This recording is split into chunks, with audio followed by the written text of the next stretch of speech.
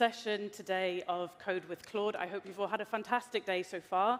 My name is Margot van Laar. I am an applied AI engineer at Anthropic here in London. And this afternoon, we're going to be talking about the prompting playbook. And prompting is arguably one of the first skills, if not the first skill, that we had to learn as engineers when we first started to work with LLMs. And even now, it continues to be one of the most critical skills to building effective AI systems. So today, we're going to discuss some best practices in the context of two practical scenarios that you're probably encountering at work. The first is where you have an existing prompt in production that you've been maintaining for some time, and possibly you're migrating it to a new model or making a change to the architecture, and for some reason, it's no longer working as well.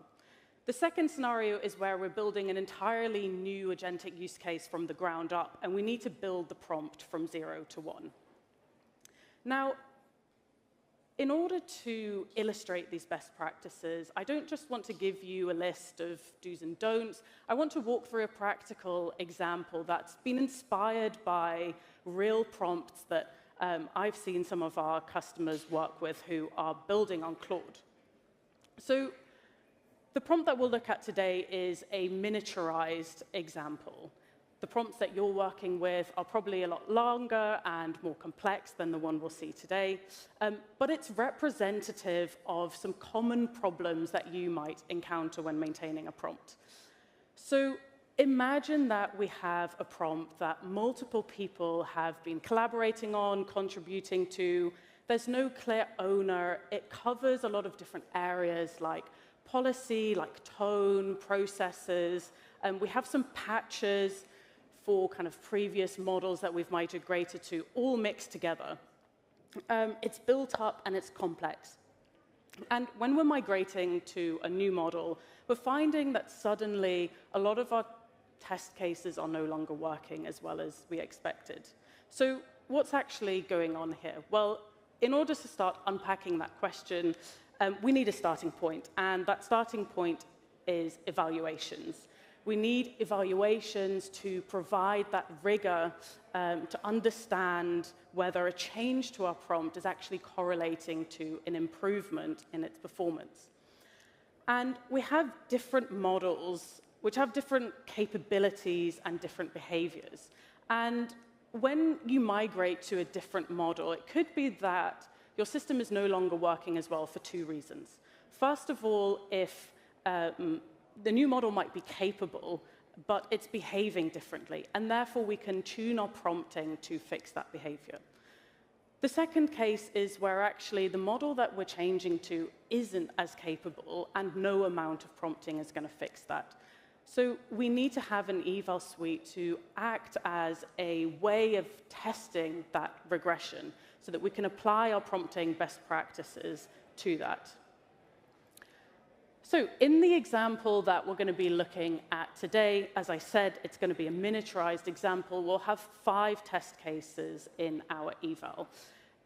In reality, you'll have a lot more test cases in your eval suite, but the key thing here is that it's representative of 3 key cases that we need to cover. Those 3 key cases include having a control case, which is a case which should always pass. It's something that we know the model handles well. It's unambiguous. The second is edge cases. And these are cases where we've seen the model fail before. And by including instructions into the prompt, we're making sure that same behavior doesn't slip through again in the future. And finally, and critically, we need to make sure that the model has a good understanding of the extent of its capabilities, where it should be handing off to a human, or where actually maybe it should be point blank refusing to answer a request. So in the example that we're going to be looking at today, we'll be using a prompt for a customer support bot for a telco company called Meridian Mobile. And these are the 5 test cases that we are going to be looking at today. We have a simple control case looking at, what's the data limit in the basic plan. We're also looking at edge cases, such as its ability to do calculations, such as calculating proration bills. If I switch my bill halfway through the month, or if I switch my plan halfway through the month, what will my bill look like? We want to check that it's accurately addressing key questions which are covered by our policy. We need to make sure that it's escalating to a human whenever there is a billing error. And finally, we want to make sure that our model isn't withholding any information that it has access to, which it should be handing over to the customer. So what we're going to do in this process is we'll take our prompt and we'll run it on our V0 of the eval. And we'll see what our failure modes are and systematically target those failure modes one at a time to see if we can resolve those failure modes by prompting. And along the way, we'll learn a little bit more about the kind of anti-patterns and traps to avoid. And this is representative of how we would apply these best prompting techniques in practice, right? We are rarely writing a prompt from scratch. We're often debugging an existing prompt. And best practice before we start targeting those failure modes specifically is to kind of apply our general prompting 101 best practices, applying general hygiene to clean up before we do the eval run. So let's have a little look at the example that we're going to be using. So what we're looking at here, first of all, before we look at the prompt, is just this vibe-coded web app that I've made for the presentation today so that we can look at how we're iterating on the prompt together. In this page here, I can easily run my evals on all 5 test cases and inspect the results in a little bit more detail. So before we have a look at the prompt, I'm just going to run the evals in the background. This is a pretty good first pass at a prompt. When we look at this, we've defined the bot's role at the top. When we scroll down, we've given it some data. We've given it some information on how to reason over the answers that it should be giving to the customer. It's giving some critical instructions around the tone it should use, how to do calculations, etc. And then finally, we're passing in our customer account context and our user message. So let's have a look at how our first pass at the evals did. So we can see, as we expect, our control case, all of our test cases have passed. This is what we expect for this unambiguous test case. But it's performing pretty poorly in these other areas. Now, before we zoom in on those specific failure modes here, let's do some general cleanup of our prompt.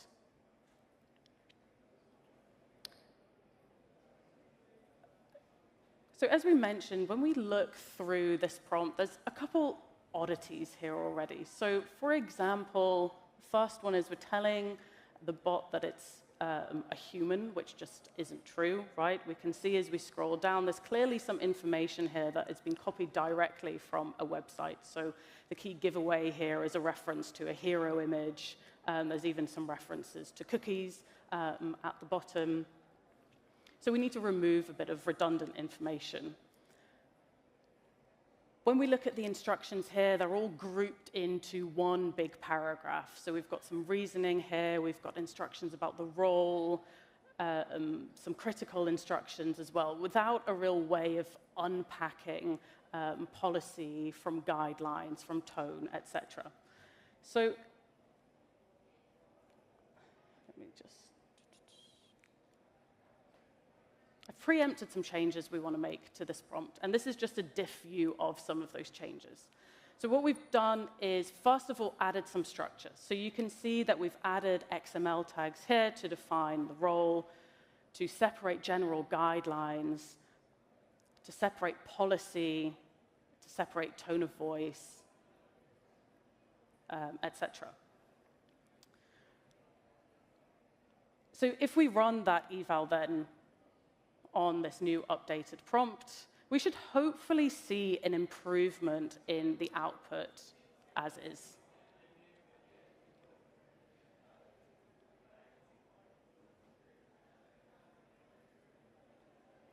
So we can see just by clearing up the prompt, we've already improved the model's performance on this prepaid scenario.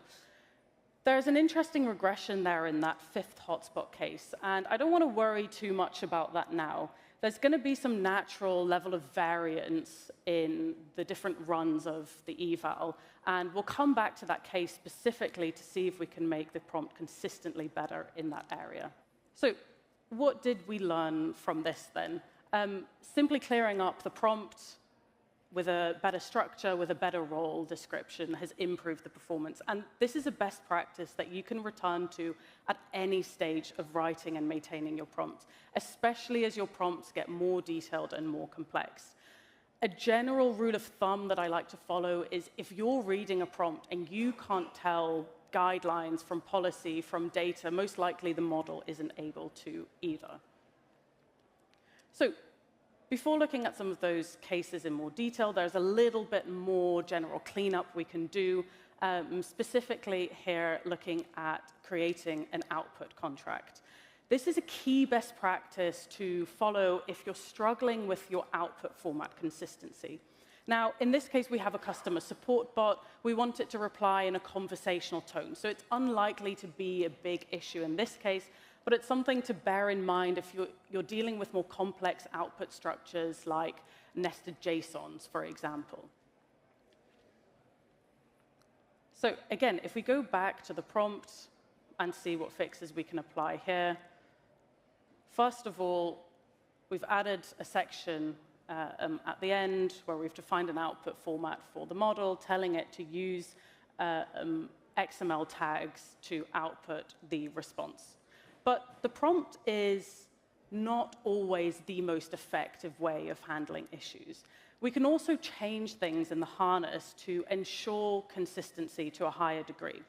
So what we've added here to the API call is a stop sequence, which is going to detect that closing XML tag and tell the model to stop generating a response at that point. Now, when I run the eval here, I don't necessarily expect to see any clear improvement in performance, but it's a general best practice that we should be following, and as I said, is something that we should remember, in particular when we have more complex output schemas. One thing to point out here as well, if you do have a more complex output schema, something like structured outputs can be incredibly helpful to ensure that consistency in a more programmatic way. OK, so after the cleanup, then, we can see that we now have 2 test cases which are consistently passing, but we have 3 key failure modes: the proration, the billing error, and the hotspot. So let's isolate these one by one to iterate on the prompt and see the effect of that.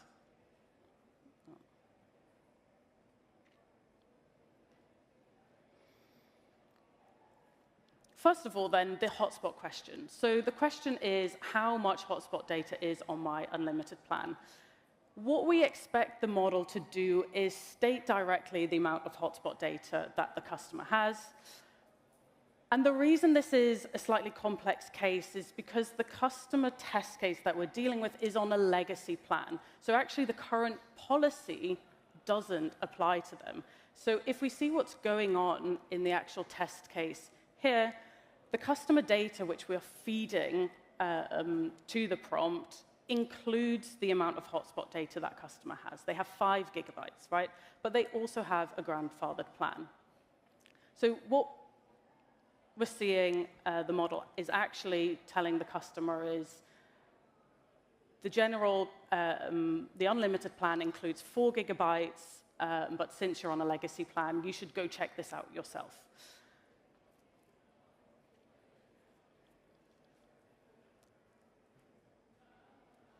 So let's have a look at the prompt then to see why the model is deflecting this question to the customer account URL rather than actually giving the information itself.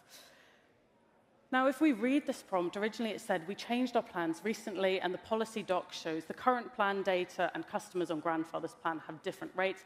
Never give a customer the wrong plan details. Instead, point them to the URL. So it's clear that this instruction, this latter one, never give customer the wrong information, is the instruction that the bot has been optimizing for. And you might recognize this as being very similar to a patch that you might have introduced in a previous model that you were using to avoid, where the model was giving the customer the wrong information about their plan. Now, as our models have evolved, they've gotten much better at instruction following. So it's likely that instructions like these have now become redundant and are actually being overfitted to. So what we're going to tell the model instead is give this balanced view where it says, customers on grandfather's plan have different allowances, but it's captured in the customer information that's given, and that is the accurate source of truth.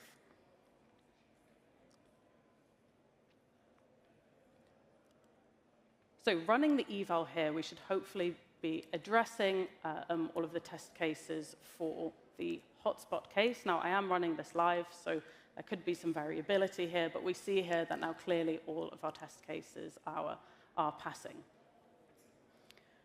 So what did we learn from this? Well, we worry a lot about hallucinations or the invention of facts and numbers, but actually the opposite can also happen.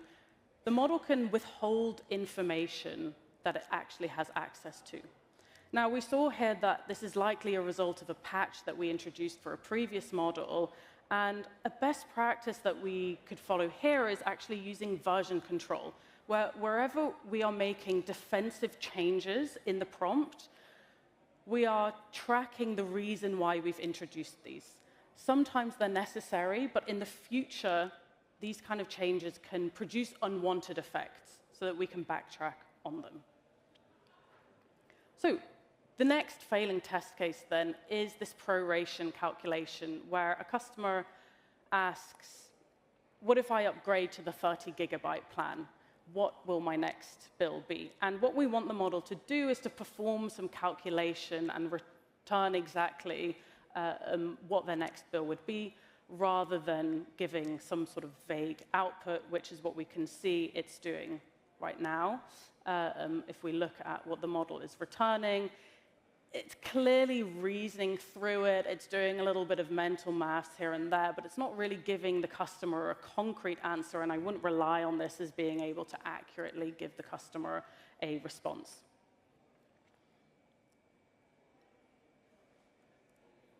So if we look at the prompt then to see how we can fix this, in the original prompt, we can see that all the instructions that were given to it is telling it, don't ever give a customer a vague answer. Critical, always calculate any prorated amounts correctly. Now, telling the model to do a good job isn't particularly helpful when we don't give the model the capability to actually do a good job. We want to avoid the model doing mental math. So what we're going to introduce is give the model a tool. So we're saying in the prompt, whenever you're doing any calculations, please use the calculate proration tool to do so. In order to introduce that tool, we need to introduce it into the API to tell the model you have access to this tool.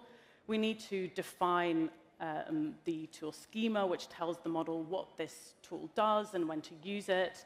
And then finally, we need to actually implement the tool, which is the maths behind how it should be doing that calculation.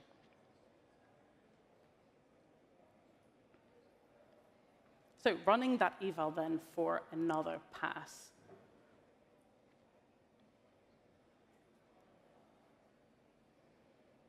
We can see that all the test cases are now passing. It's clearly done the maths using the tool in the background and returning the correct response. So the key lesson to take away here is instructions don't add capability. Telling the model it's critical to do a calculation right doesn't make it better at mental math. So the correct approach was to give it a tool, overall giving it the ability to reason over harder problems and using tools to actually execute them reliably. So now we have one final failing test case which we need to address, which is this billing error here. In this scenario, there is a billing conflict, and what we really want is the agent to escalate this to a human. And what we're seeing it doing instead is it's trying to explain to the customer what the reason behind it might be, and it's trying to kind of diagnose the problem itself.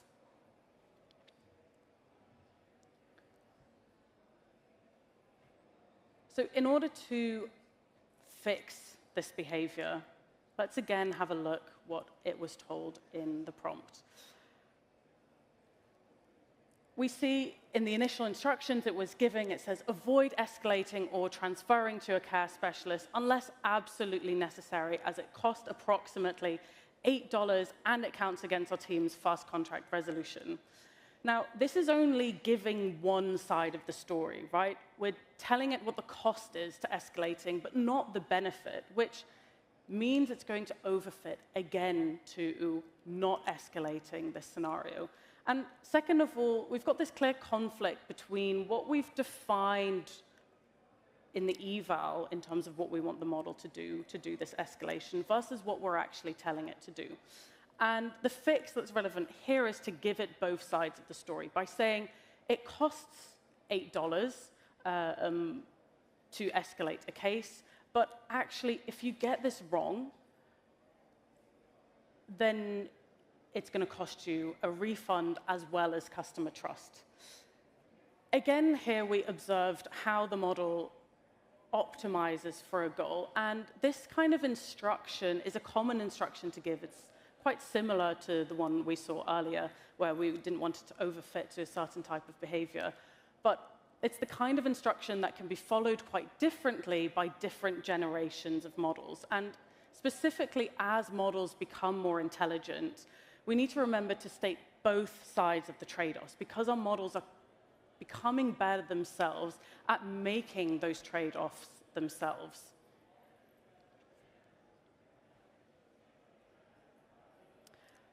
So if we just go back to our eval then and run our final test case, we should see that all of our evals are now passing correctly.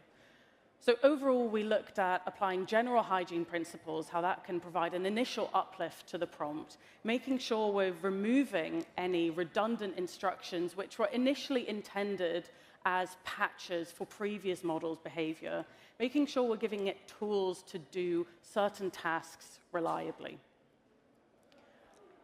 Now, there's one other scenario that we introduced at the start, which is one that you might also encounter in your work, which is where we're building a new agent from scratch. And the example that we'll look at here is an agent whose purpose it is to create a week-long retail staff schedule based on employee availability and other constraints. And when we're building a new agent from scratch, we need to consider not just the prompt, but also the model that we're using and the harness that we're using. So in this next example, we're going to compare a number of approaches to explore the impact of those three different areas. So again, I've just vibe-coded up this web app so that we can walk through this problem in this demo. Here I've just laid out what the problem is that we're addressing. We have our 8 employees. On the right, we have this schedule that we need to staff with the headcount, and we have our constraints that must be satisfied in every scenario. Now, because we have these hard rules, rather than using an LLM judge like we did in the previous case to do the grading, we can actually use just a Python function which programmatically checks for every schedule that's generated how many violations were made. So to begin with, we want to start simple. We're going to use a simple prompt. We're going to use the bare bones that we think we'll need with a model, Sonnet 4.6, to see how it performs, and how we're going to hill climb against that. So here is our baseline prompt. We've already applied some of that general hygiene and those best practices that we saw earlier on, using XML tags to structure the prompt. We've given it an output format as well. Now that we're giving a schedule, we're asking it to output a JSON, which, if we don't give that output structure, might lead to parsing errors downstream.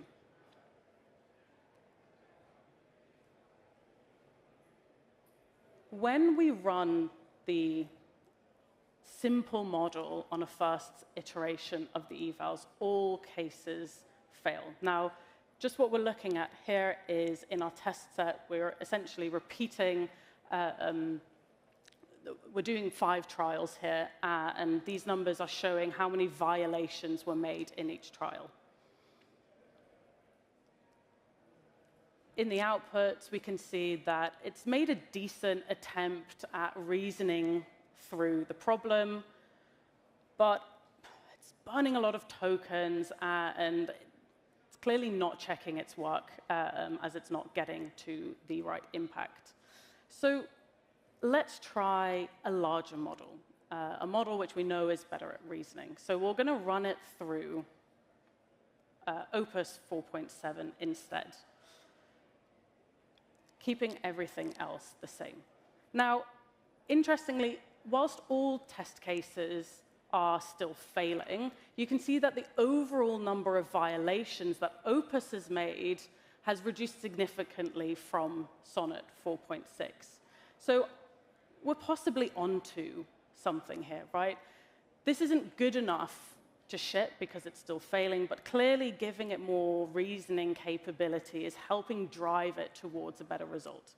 So what we're going to try next is using Opus with adaptive thinking instead. So it can decide for itself how much thinking it needs, how much reasoning it needs to use to solve this issue. So no change to the prompt, really just a change to the API here.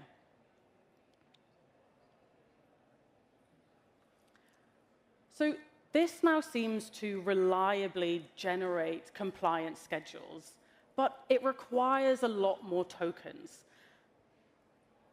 We're tripling, essentially, in the number of tokens that we're using here, and we're tripling the latency. So we want to try and see if we can optimize that cost-latency trade-off a little bit more. This is latency 100 seconds. Obviously, I'm running this one async for the purposes of time. Opus 4.7 hasn't magically gotten much faster since the last time you used it. So let's see if we can optimize a little bit more for the token latency trade-off.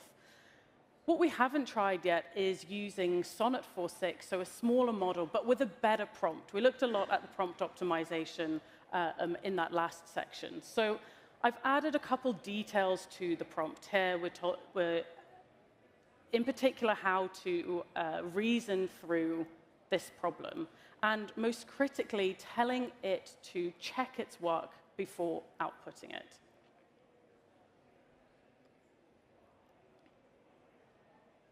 So when I ran that eval, we see that it passes in 2 out of the 5 cases.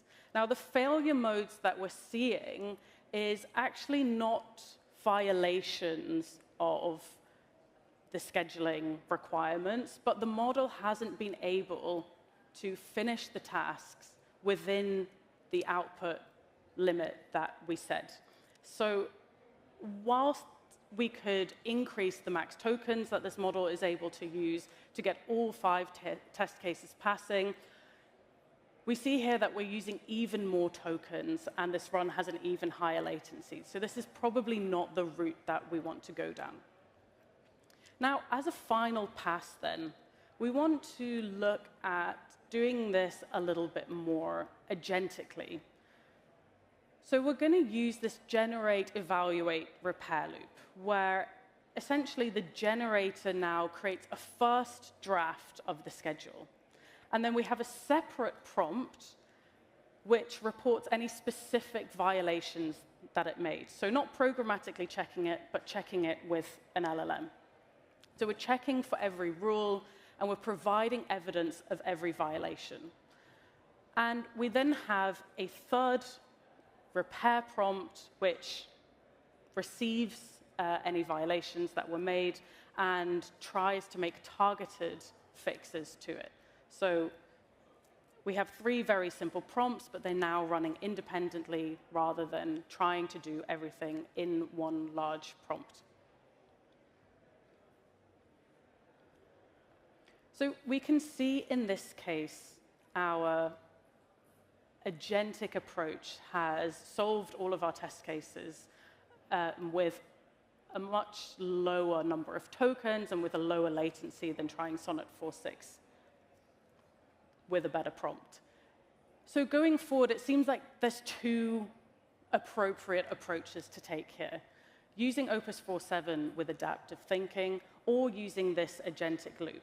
Now, moving forward, we'd probably want to do a little bit more optimization on this loop to try and get it to be more efficient. But there's one key benefit as well from using this generate, evaluate, repair loop. And that is that you can put in soft requirements at runtime. So in the evaluation prompt, we can say, Harry doesn't like working with Sally, so as much as possible, try and separate them from working together. Or we need a third shift on Wednesday, for example. So it means that you're not having to make changes to the Python function, which is doing the evaluation in the back end every time to satisfy for any soft constraints, which might depend just on a case-by-case basis. So to wrap up then, pulling all of those learnings together, what did we see? Well, we looked at 2 scenarios which I as an engineer see most in my day-to-day, which is where we're maintaining a prompt, we're migrating to a new model which has some different behaviors, and building a new use case from scratch. We saw that general hygiene principles, following those can immediately uplift the performance against a set of evals, and that we need those evals to be able to rigorously see any impacts of changing our prompt on the output. Then we saw this process of targeting failure modes one by one, adding structure, avoiding long ban lists, etc., were all things that helped push our model to the correct behavior. And then finally, with our new agentic bot that we were building, we saw the impact of splitting into 3 separate prompt systems. So rather than using one prompt to address everything, we're actually isolating different tasks where it's easy and repeatable to separate out the steps that it needs to take every time. Thank you so much for attending this afternoon. I hope you have a fantastic rest of your day. Tell it the situation and be like, hey, can you fix this for me? It's incredible. Now, let's talk about best practices. And the first one is not going to be a surprise, but the first one is use Claude.md files. So remember that Claude Code, like I said, is an agent, and it has some tools. It has some lightweight instructions in the prompt, but it doesn't really have memory. And so the main way we share state across kind of sessions or across our team when we fire up Claude Code in the same code base over and over again is this Claude.md file. So when we start Claude, what happens is if there's this Claude.md file in the working directory, it's just plopped into context. It's plopped into the prompt. And basically what it says is, hey, Claude, by the way, these are important instructions the developer left for you. Be sure to pay close attention to this. And there's various places you can put the Claude.md file. You can put it in a project and check it in so all your teammates share it. You could put one in your home directory if there's things you just want Claude to always know about, regardless of what you're working on. And the things you put in here are things like, hey, by the way, maybe this is how you run the unit tests. Or just so you know, to make kind of your searching and life easier, here's just like an overview of kind of how this project is laid out, where the tests live, what different modules are, things like that. Or here's our style guide, all sorts of things like that to just make Claude's life a bit easier. And you can build these things up over time. The other thing you can do, which is important, is permission management. when you're running Claude Code, there's all sorts of different kind of permission things flying by. Kind of out of the box, what happens when you start our tool is for read actions. If Claude is searching or reading, we just let it go. But once it starts writing or running bash commands or doing things that could change stuff on your machine potentially, that's when we kick in this UI and it says something like, yes, always allow this, or no, I want to do something else. And using that permission management and being smart about it can help you work faster. So there's something called auto accept mode, where if you're working with Claude Code and you press Shift Tab, Claude will just start working. There's things you can do, like you can configure Claude in the settings where specific commands, like on bash, like if you just are like tired of saying yes, run npm run test, you can just always approve that. So fiddling with your permission management is a great way to kind of speed up your workflow. Integration setup. So one thing that is going to help you get the most out of Claude Code is remember that it's great at the terminal. And if there's applications that you use which have kind of a way to access them through CLI, and GitHub is a great example of that. They have a powerful tool called GH. You can basically give more work to Claude Code. And you can do that either by just installing more CLI tools, or you can attach more MCP servers. I would say, just through experience, that if you're using something like a CLI tool that's well known and well documented, and you're trying to choose between the CLI tool and just installing it on your machine and grabbing an MCP server, I would recommend using the CLI tool. And then also, if you internally have your own tools, at Anthropic we have something called Koo that does a whole bunch of stuff for us. You can also tell Claude about that, and that's the sort of thing you'd put in Claude.md. And then context management. So remember that Claude is an agent, and when it's what it does, it calls these tools, and the context builds up and up over time. And at least for Anthropic, our models have a context window of 200,000 tokens, and you can max this thing out. So you kind of have two options when you're in a long session with Claude and you're working and you're going back and forth. You'll see in the bottom right, you'll start to get this little warning that'll say, hey, you're starting to fill up the context window. And kind of depending on what's going on, you have two options. You can run /clear and just start over, and that clears everything out, except for instance, Claude.md. Or you can run /compact, and what'll happen is basically it's like a user message is inserted, and it just says something like, hey, I need to go summarize everything we've been up to. I'm going to give this to another developer, and they're going to pick up where I left off. And then that summary is what kind of seeds the next session, and you can go from there. We spend a lot of time tuning this kind of compact functionality so that as you max out the context window and then run compact, you can start back over and keep going. Efficient workflows. What can you do with Claude Code? And how do you get the most out of it? So using planning and to-dos. I talked a little bit about this before. But one of the best things you can do is when you open up Claude Code, instead of saying, hey, I need you to fix this bug, you can say, hey, I have this bug. Can you search around, figure out what's causing it, and just like tell me a plan how we're going to fix it? And this can save you a lot of time because you can verify, you can read Claude's plan and you can verify what it's going to do. And then the other thing that we have is we have this to-do list feature. So often when Claude's working on a big task, it'll create a to-do list. And if you're kind of paying attention, you can kind of watch this to-do list. And if you see anything kind of weirder in there or something that doesn't make sense, that's when you can press escape and say, hey, Claude, let's change the to-do list. I think you're on the wrong path. Smart vibe coding. So it's very tempting and it's very powerful to just let Claude work and press enter and see what happens at the end. I think there's a few things that can help make this better, and there's, I think, a talk later today about just this for 30 minutes. But doing things like having test-driven development, having Claude make small changes, run the tests, make sure they pass, always having Claude do things like check the TypeScript and the linting, and then commit regularly so that if it's kind of going off the rails, you can always fall back and try again. You can use screenshots to guide and debug. So Claude is built on top of our models, which are multimodal. You can always just grab a screenshot, paste it in, or if you have a file somewhere that's an image, you can just say, hey, Claude, look at this mock.png, and then build the website for me, or whatever. And then advanced techniques. So as you're getting used to using Claude, what are some things you can think about to kind of push things to the next level? And one of the things we see, both internally and with customers, is when you've started to use this tool for a while, it's going to be very tempting to use multiple Claudes at once. And so I know people at Anthropic and a few customers that run 4 Claudes at the same time. There's various ways to do this.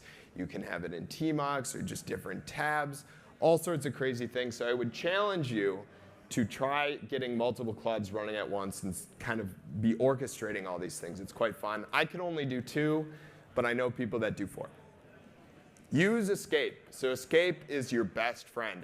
While Claude is working, you can kind of keep an eye on what it's up to, and you can press escape to stop it and interject and say, hey, I think you're going on the wrong path, or I want you to do something else.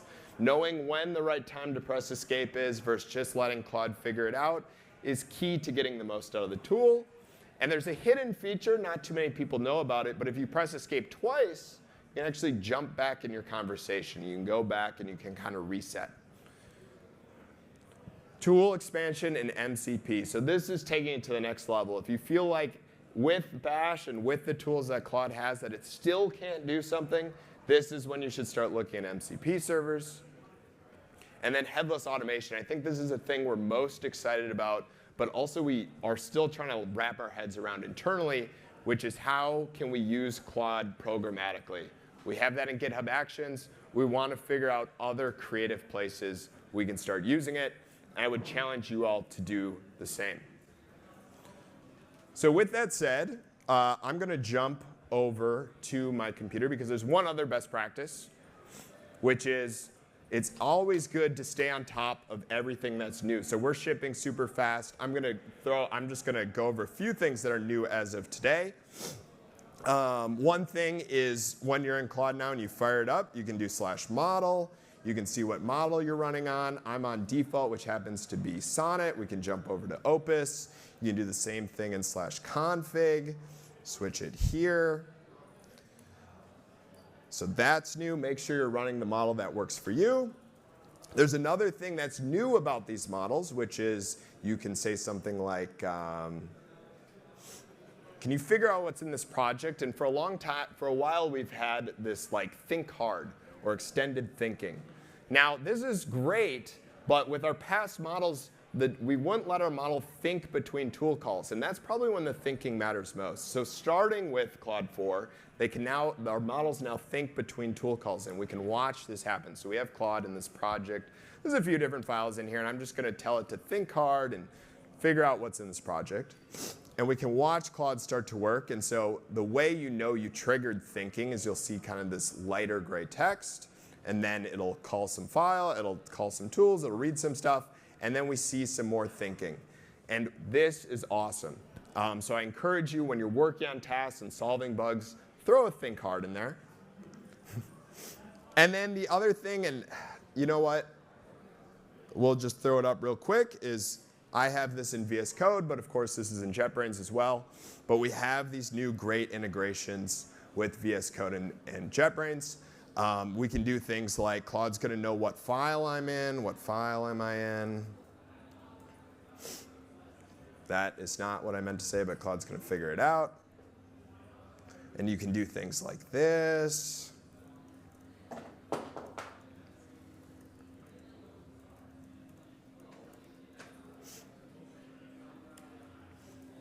So these are the sort of things I would encourage you to stay on top of. We have a public kind of GitHub project called Claude Code under Anthropic. You can post issues there, but we also post our changelog there. And so I check this once a week and make sure that I'm on top of all the new stuff we're shipping because even I can't keep up with it. So with that said, we have like 4 minutes left. I'm happy to answer questions about anything Claude Code related. We have it here. I can live demo some stuff if you're interested. Let's do a few. Let's do him first, and then you. Okay. Thanks. Real quick, this might be obvious, but multiple Claude.md files in a project, I presume that's possible and it just figures it out, or no? So there's a few options. Of course, like in the same directory, you couldn't. But you could have one here and one in a subdirectory. And I think we changed this so that all the subdirectory ones aren't read in because like Anthropic, we have a monorepo. and people would open it at the top and blow up their context with all the Claude MDs. So we encourage Claude, when it's searching around and it discovers Claude.md files in child directories that are relevant, to be sure to read them. But by default, it just reads the Claude.md file in the current working directory when you fire it up. And then also you can set one in like your home directory. There are things you can do though. We have this new thing, like in your Claude.md, you can start referencing other files. So you could, for instance, do something like this with an @ sign. If you have other Claude.md files that you just kind of know you always want to read in, to do something like that.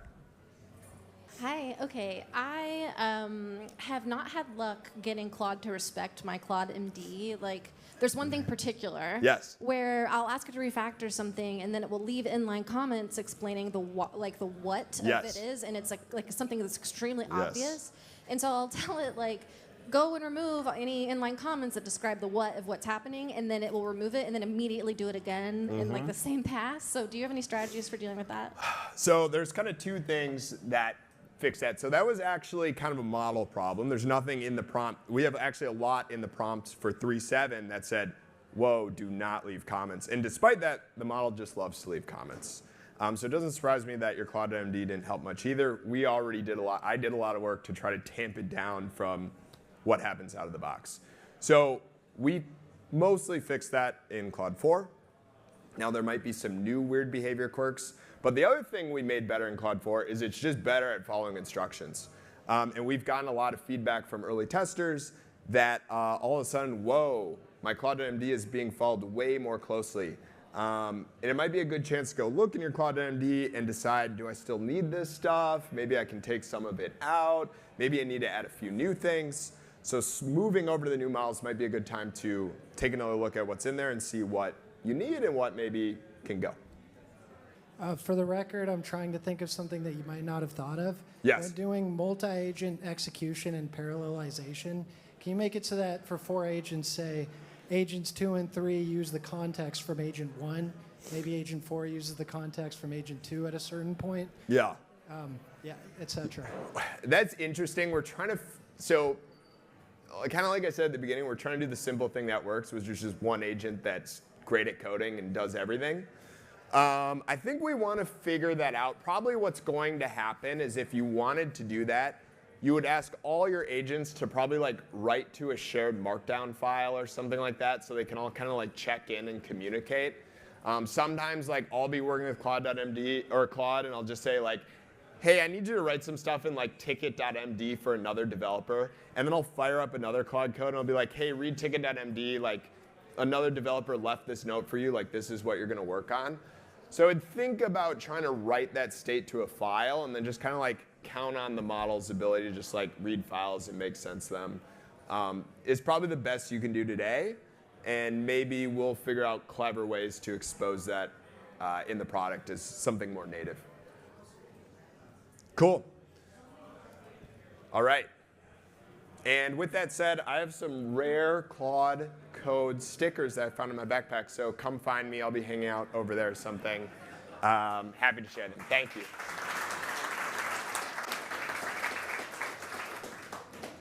Can everyone hear me? Thumbs up, all good?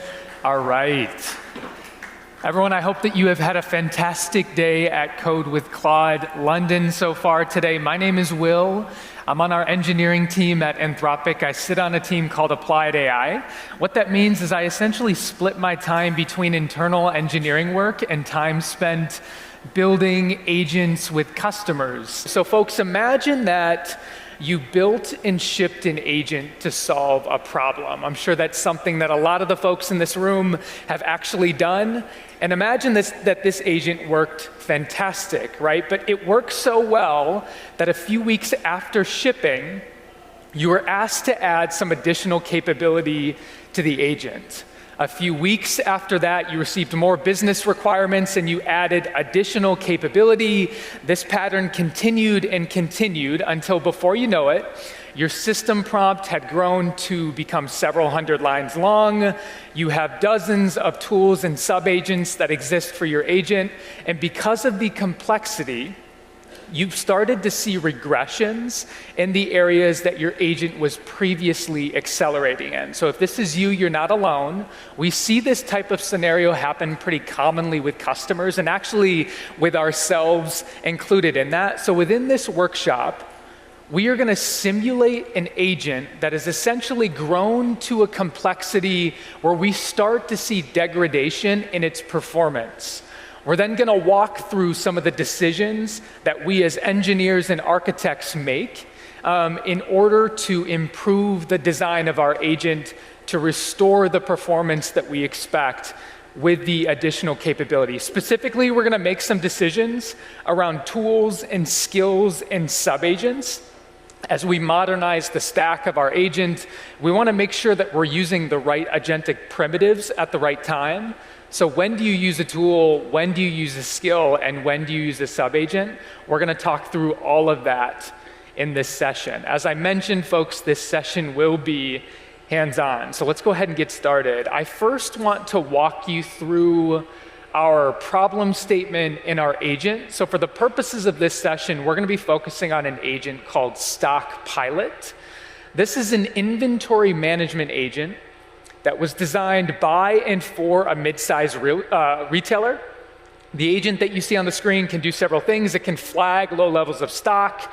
It can forecast demand. It can pick suppliers. It can file POs. And ultimately, it can write weekly reports for the employees of this retailer.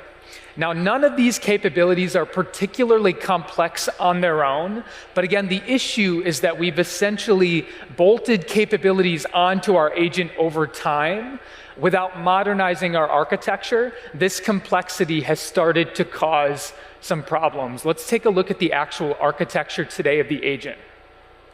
Folks, today the agent is facilitated by a single orchestrator. So you see the Stock Pilot orchestrator sitting at the top of the screen.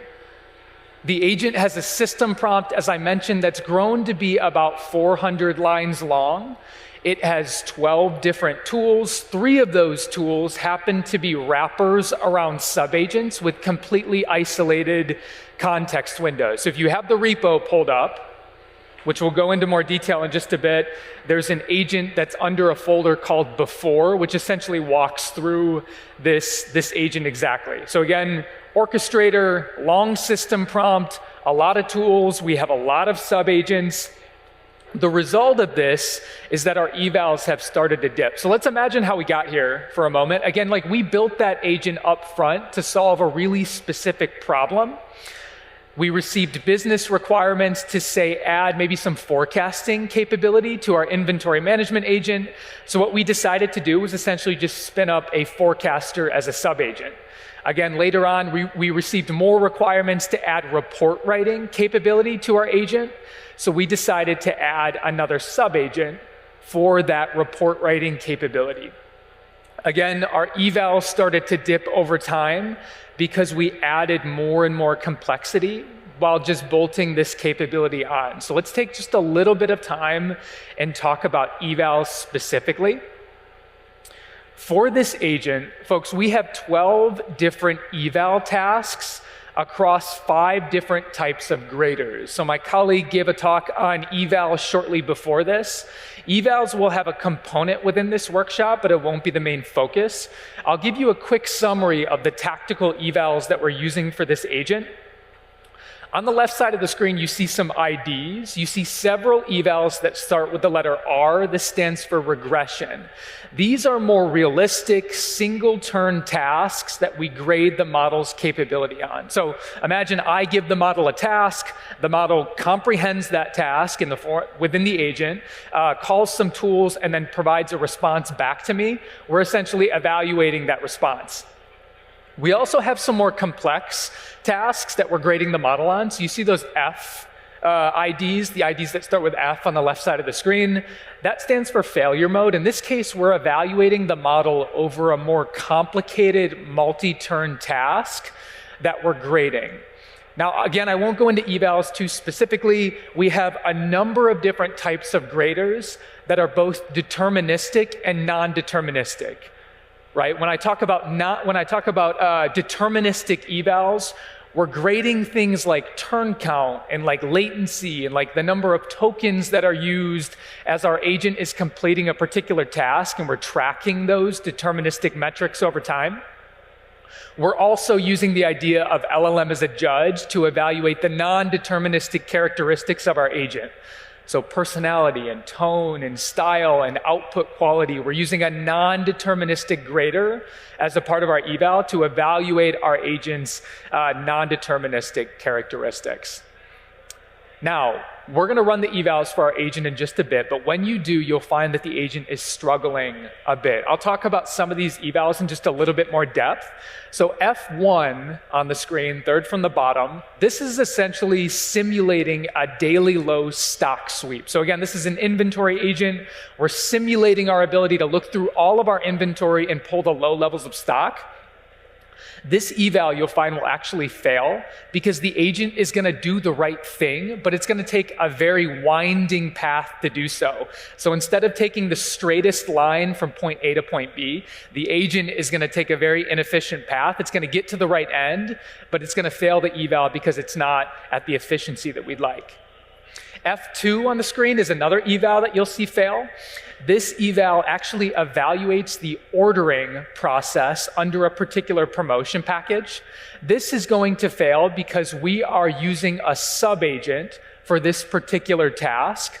The sub-agent is actually getting the task right, but there's a communication breakdown between our sub-agent and our orchestrator. This is a really common point of failure that we see when customers have really complicated systems with a lot of sub-agents.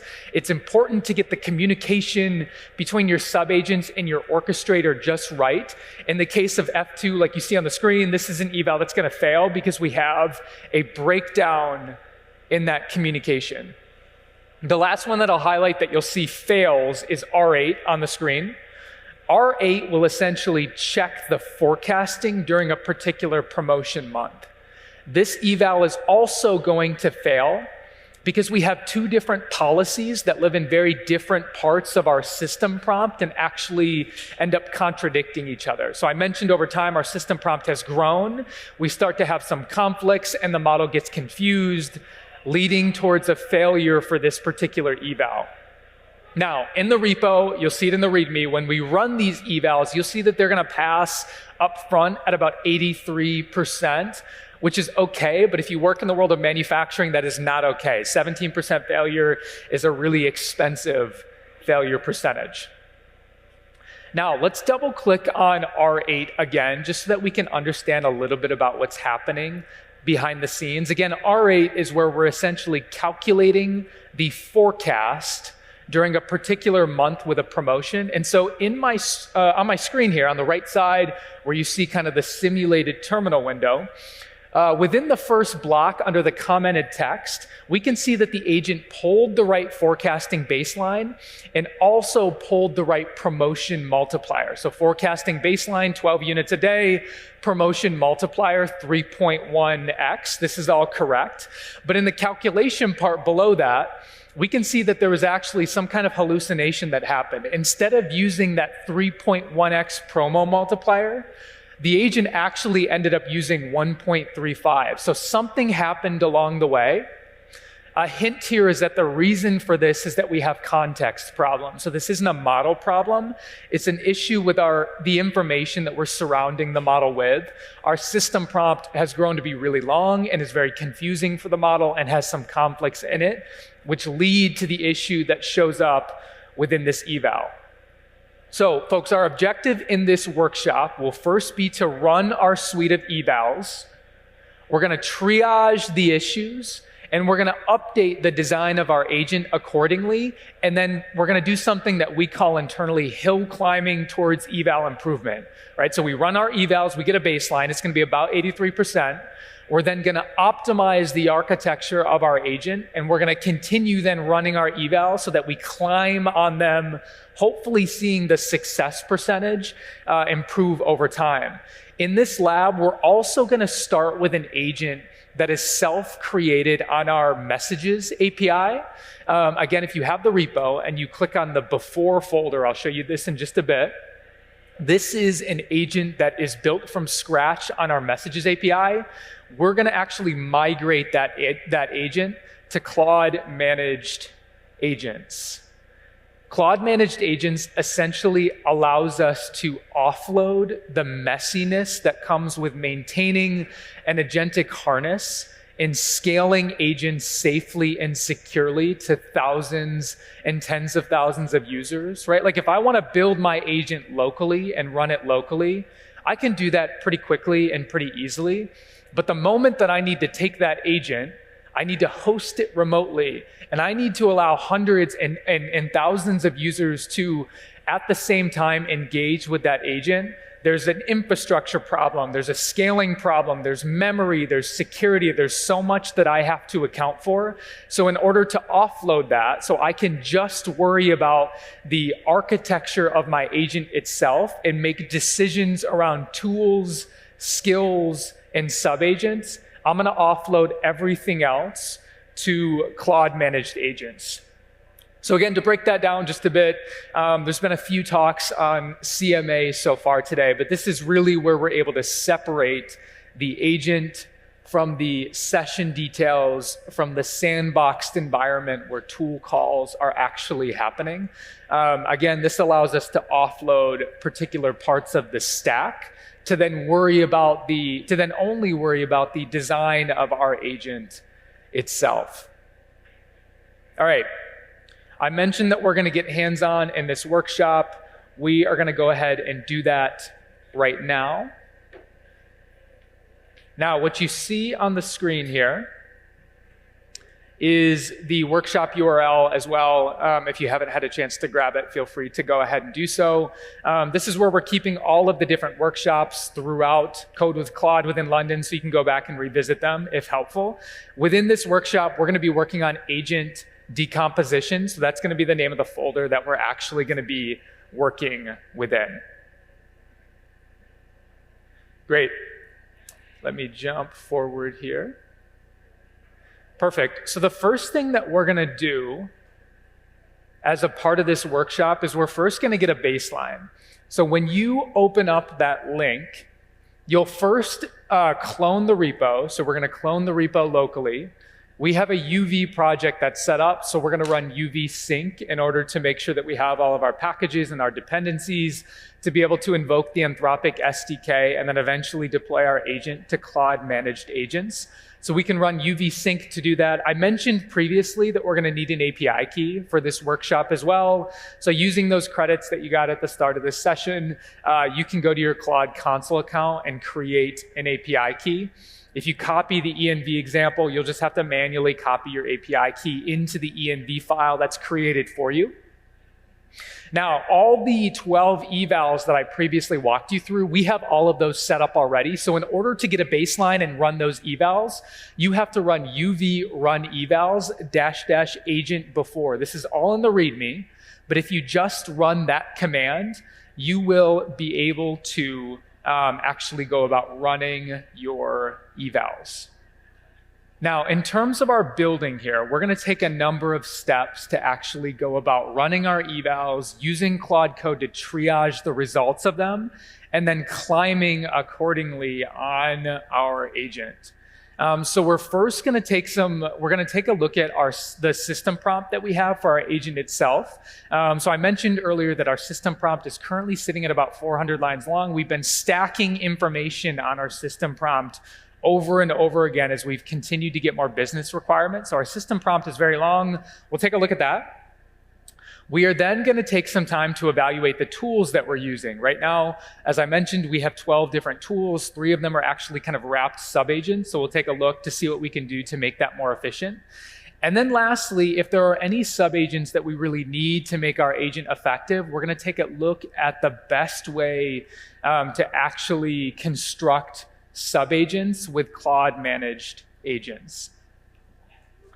I'm going to jump back just for a moment. There's one thing that I forgot to mention for you as you get started. Within the repo folder, there's two different folders that you'll see. There's a before folder, and then there's a starter folder. Those contain two separate agents. So if you want to view the messages API version of the agent, again, this is just me building my own agent loop and my own agent harness around the Anthropic messages API to invoke Claude. You'll see that within the before folder. If you want to view what that agent looks like when deployed on Claude managed agents, you can look in the starter folder, which exists right below that. If you want to deploy your agent on Claude managed agents, you can run uv run deploy starter. So again, run your evals using the messages API version, -- agent before. You can then deploy your agent on Claude managed agents. We already have it built for you. And it's really easy to use Claude Code to kind of compare the two and understand exactly what's going on and what some of the differences are with Claude managed agents. Okay, so I'm going to jump over here and we're just going to open up Claude Code. And we are going to build together. I'm going to zoom in very far so that you can see everything and so that I can see everything. And we'll just talk through exactly what happens when I run some of these evals. And we'll talk through the process that we usually go through to do what I just called hill climbing on the evals themselves. Okay, so if you're looking at Claude Code here, again, I just used Claude Code to actually run my evals because I want Claude's help in triaging what's going on. So this is me. I'm using Claude Code. I have Opus 4.7 running, as you can see on the screen. My effort level is set to extra high. I usually set effort as extra high with Opus 4.7, and I forget about it. That's the effort level that I usually stay on. We find that it gets great performance with extra high effort altogether. Now, you can see on the screen, the first thing that I did was I ran my evals. So I used the bash capability in Claude Code, and I ran uv run evals -- agent before. Claude actually went ahead and ran my evals. So I'm going to scroll down, and we're going to look at what Claude found while actually running those. So you can see the response that we got, the results that we got from this eval run was actually lower than what I told you before. So we ran them and we got 62%, which is worse than the 83% that we started with. So we passed 7 out of 12 of them. And it looks like Claude has provided us with a diagnosis for the different evals that we actually failed. Let's scroll down just a bit more. And we are going to use Claude to understand a little bit more about why this actually happened.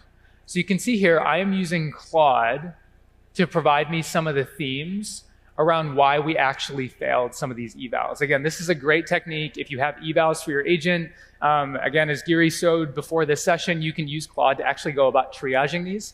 So it looks like there's a few different themes that Claude is figuring out based on this agent. So the first thing, Claude is seeing that our model is taking on a lot of work that it should have tools in order to do. So our model is doing a lot of reasoning across information that it just doesn't have the tools to be able to complete. It looks like there is some issues that we have with the enforcement of output structure. So our model and our subagents are producing information in a particular output structure that doesn't align exactly with what we're looking for with to pull the best performance from our agent. If I continue to scroll down here, you can see there was some policy issues, et cetera. As I mentioned before, we have a system prompt that's really long right now. And so Claude is seeing some confusions based on the information that's found within the system prompt. So again, you can see Claude has found some root causes. Now, we're going to do a few different things here. Again, we're going to go one by one and address some of the areas that we're seeing issues on within our agent. So I'm going to scroll down here, and we are going to use Claude Code to triage some things within our agent. Okay, so the first thing that I'm going to ask Claude to do, we're going to talk through this. Claude is making some changes, which is great. System prompts tend to get very, very long when we accumulate agents over time. So the first prompt that I ran, if you're following along, feel free to go ahead and do this. I encouraged Claude to look at my agent.py file, which is where our main CMA agent loop is located. Again, that's agent.py. And I essentially said, hey, Claude, do you have any thoughts on the system prompt? Maybe I can use skills instead of a long-running system prompt for progressive disclosure. So the first thing that we'll talk about is skills. There's been a few other sessions on skills. The short definition that I like to use is that skills are packaged and composable information that Claude has the ability to pull into context whenever Claude realizes that it needs that information to complete a particular task. Right? Skills are really useful with Claude code. Like if you need to provide Claude information on your testing process, or if you want to package up your brand and your UI components and bundle them into a skill that Claude can pull into context whenever needed, skills are fantastic. Skills are also useful within the agents that you're building for your customers. So if you're building a product and you are going to give that product to customers, you're building an agent, skills are great within that. In the case of the agent that we have on the screen here, again, we have a lot of different policies and a lot of procedures that go into our inventory management system. As I accumulated requirements over time, instead of building skills, I decided to take all of that information and keep appending it to my system prompt. So my system prompt got longer and longer and longer over time.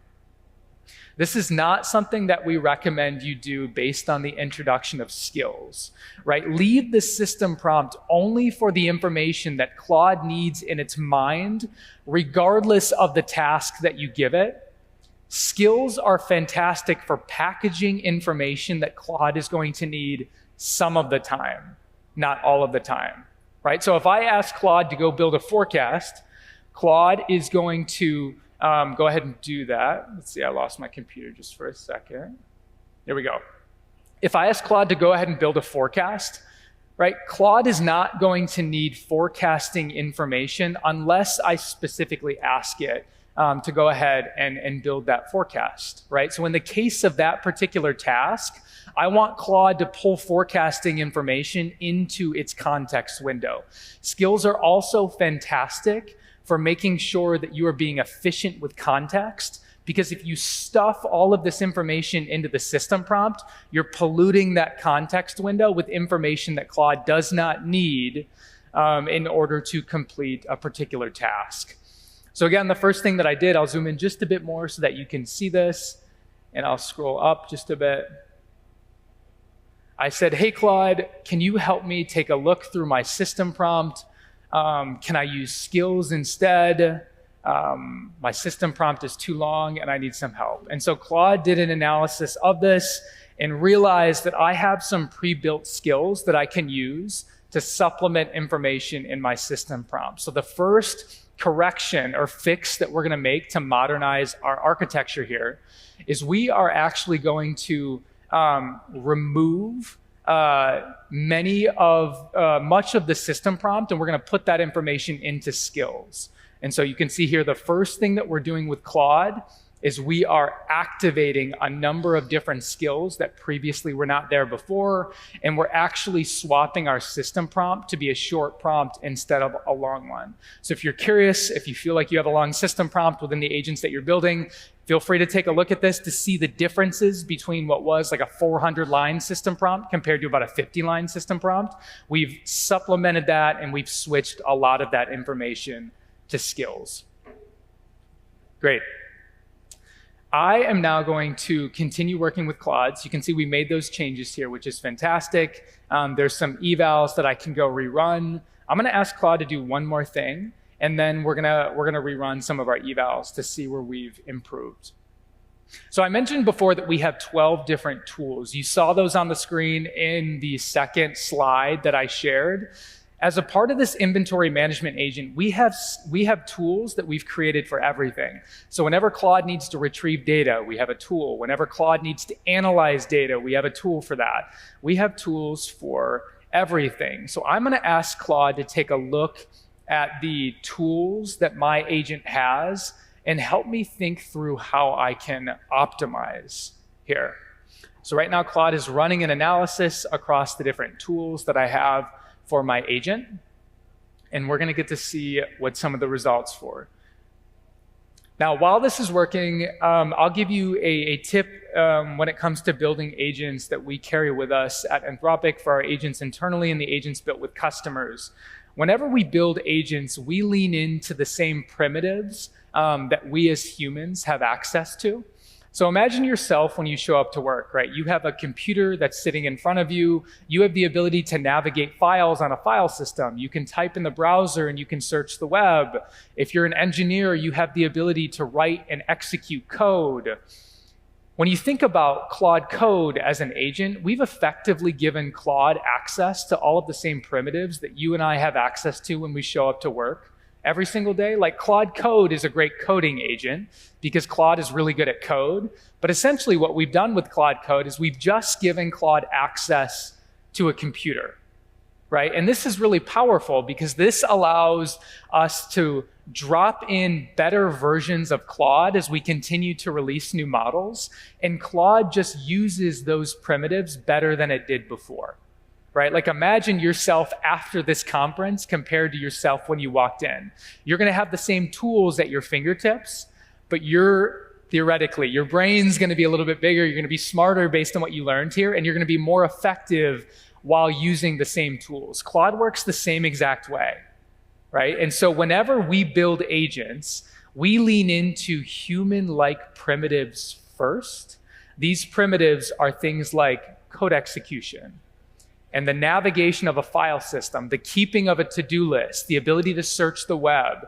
These are foundational tools that we always start with when we build agents, and we remove them as needed. An example that I like to give is with like document analysis.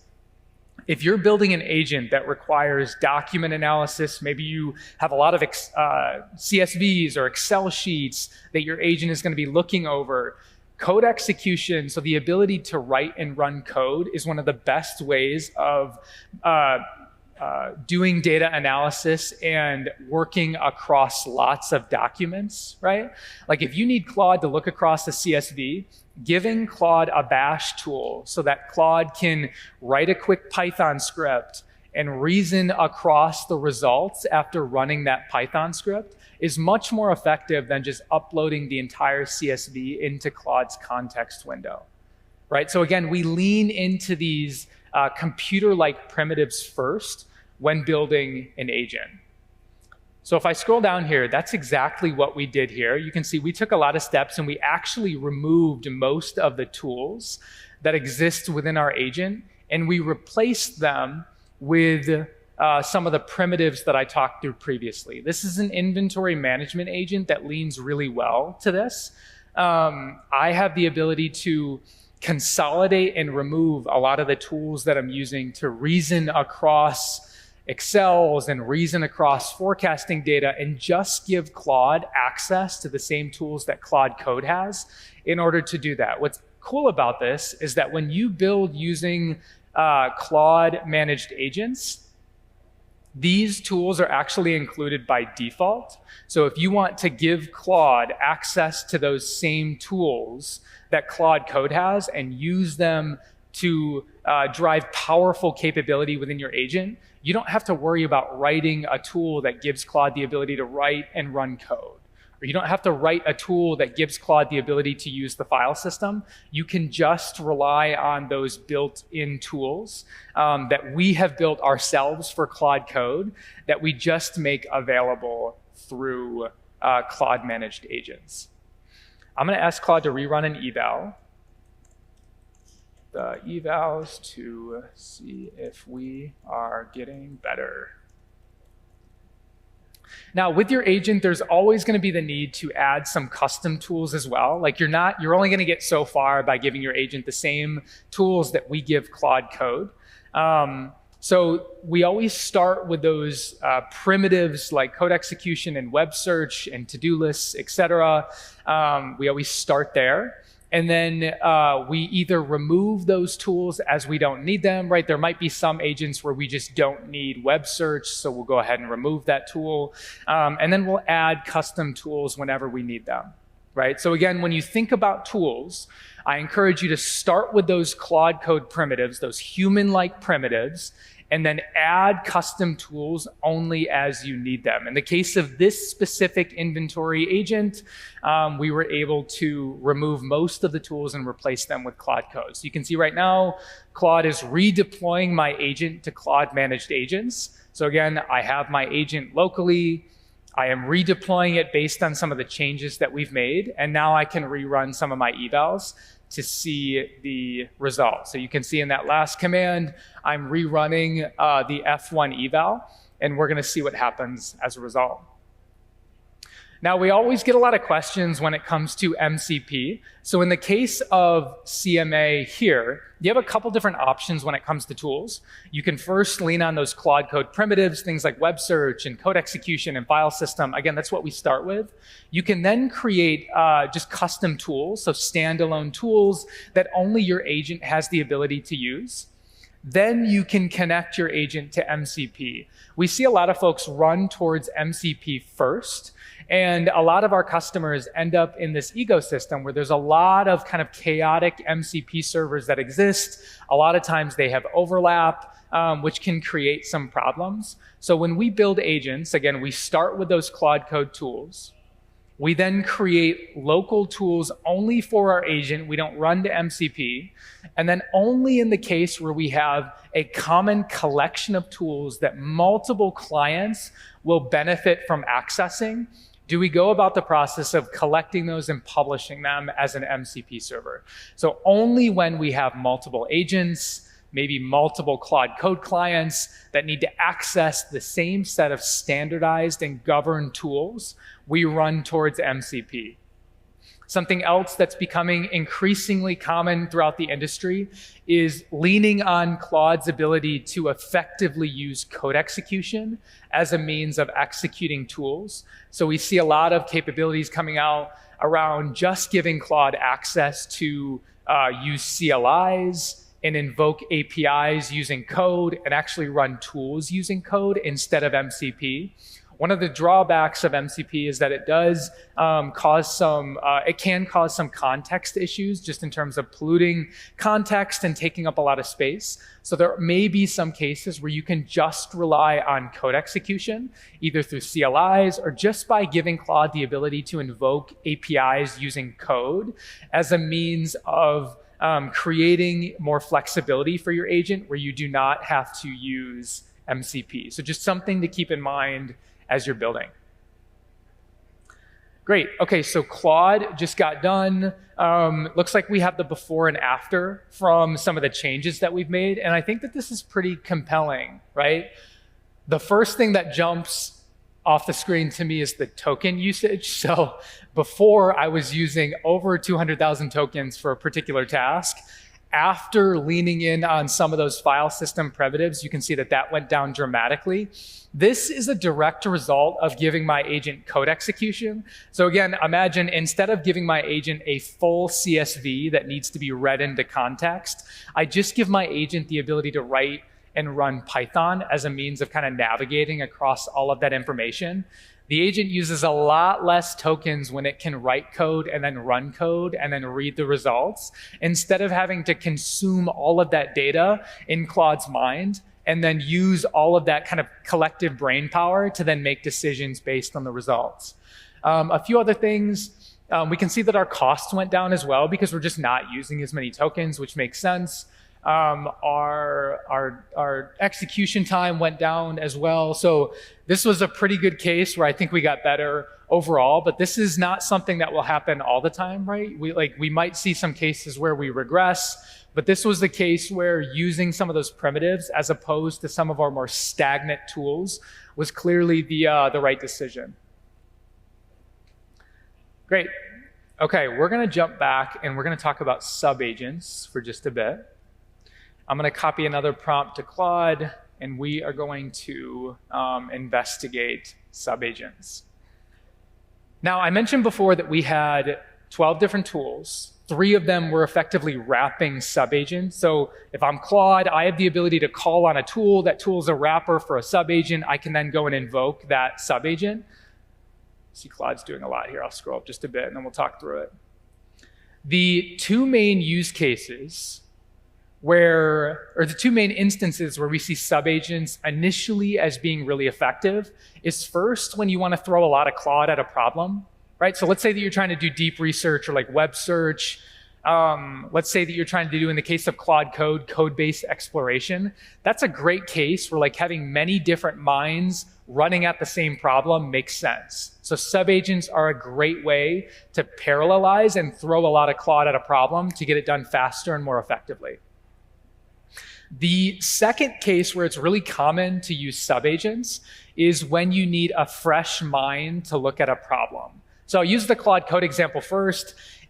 I'll use my example as a developer. If I am writing code, I do not want to be the same person that is writing and also reviewing my code. I'm going to have somebody else review my code. So in the case of Claude Code, it makes a lot of sense to have one instance of Claude doing the writing of the code, and then another instance of Claude coming over the top and reviewing that does not have context about the initial instance of Claude. This is a great case for a subagent. Using just a code review subagent and layering it over the top is a great way to do this. We also have a subagent within our agent here, our inventory management agent, that we've actually kept as the result of some of the changes that we made, and that's for forecasting specifically. So again, I have a forecasting capability that's within my inventory management agent.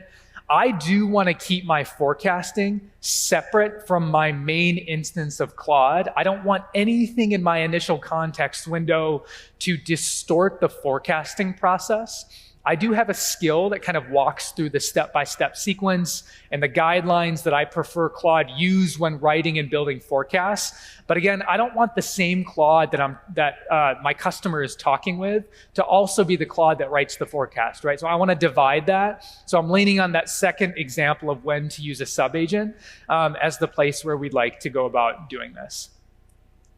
So in this case, we've removed our other subagents and we've just replaced them with primitive tools, but we are going to leave the forecasting subagent. Now, we're not going to expose our subagent as a tool. Using Claude managed agents, there's a native capability for subagents that allows the logging and the observability of your subagents to be really effective. One of the problems with subagents is that when you have multiple instances of Claude running, first off, it's difficult to make sure that the communication between your orchestrators and your subagents is accurate and is seamless, right? There's a lot that can get lost in translation. Just like when I'm talking to one of my colleagues, I might be thinking something, they might be interpreting it completely differently. The same thing happens with orchestrators and subagents.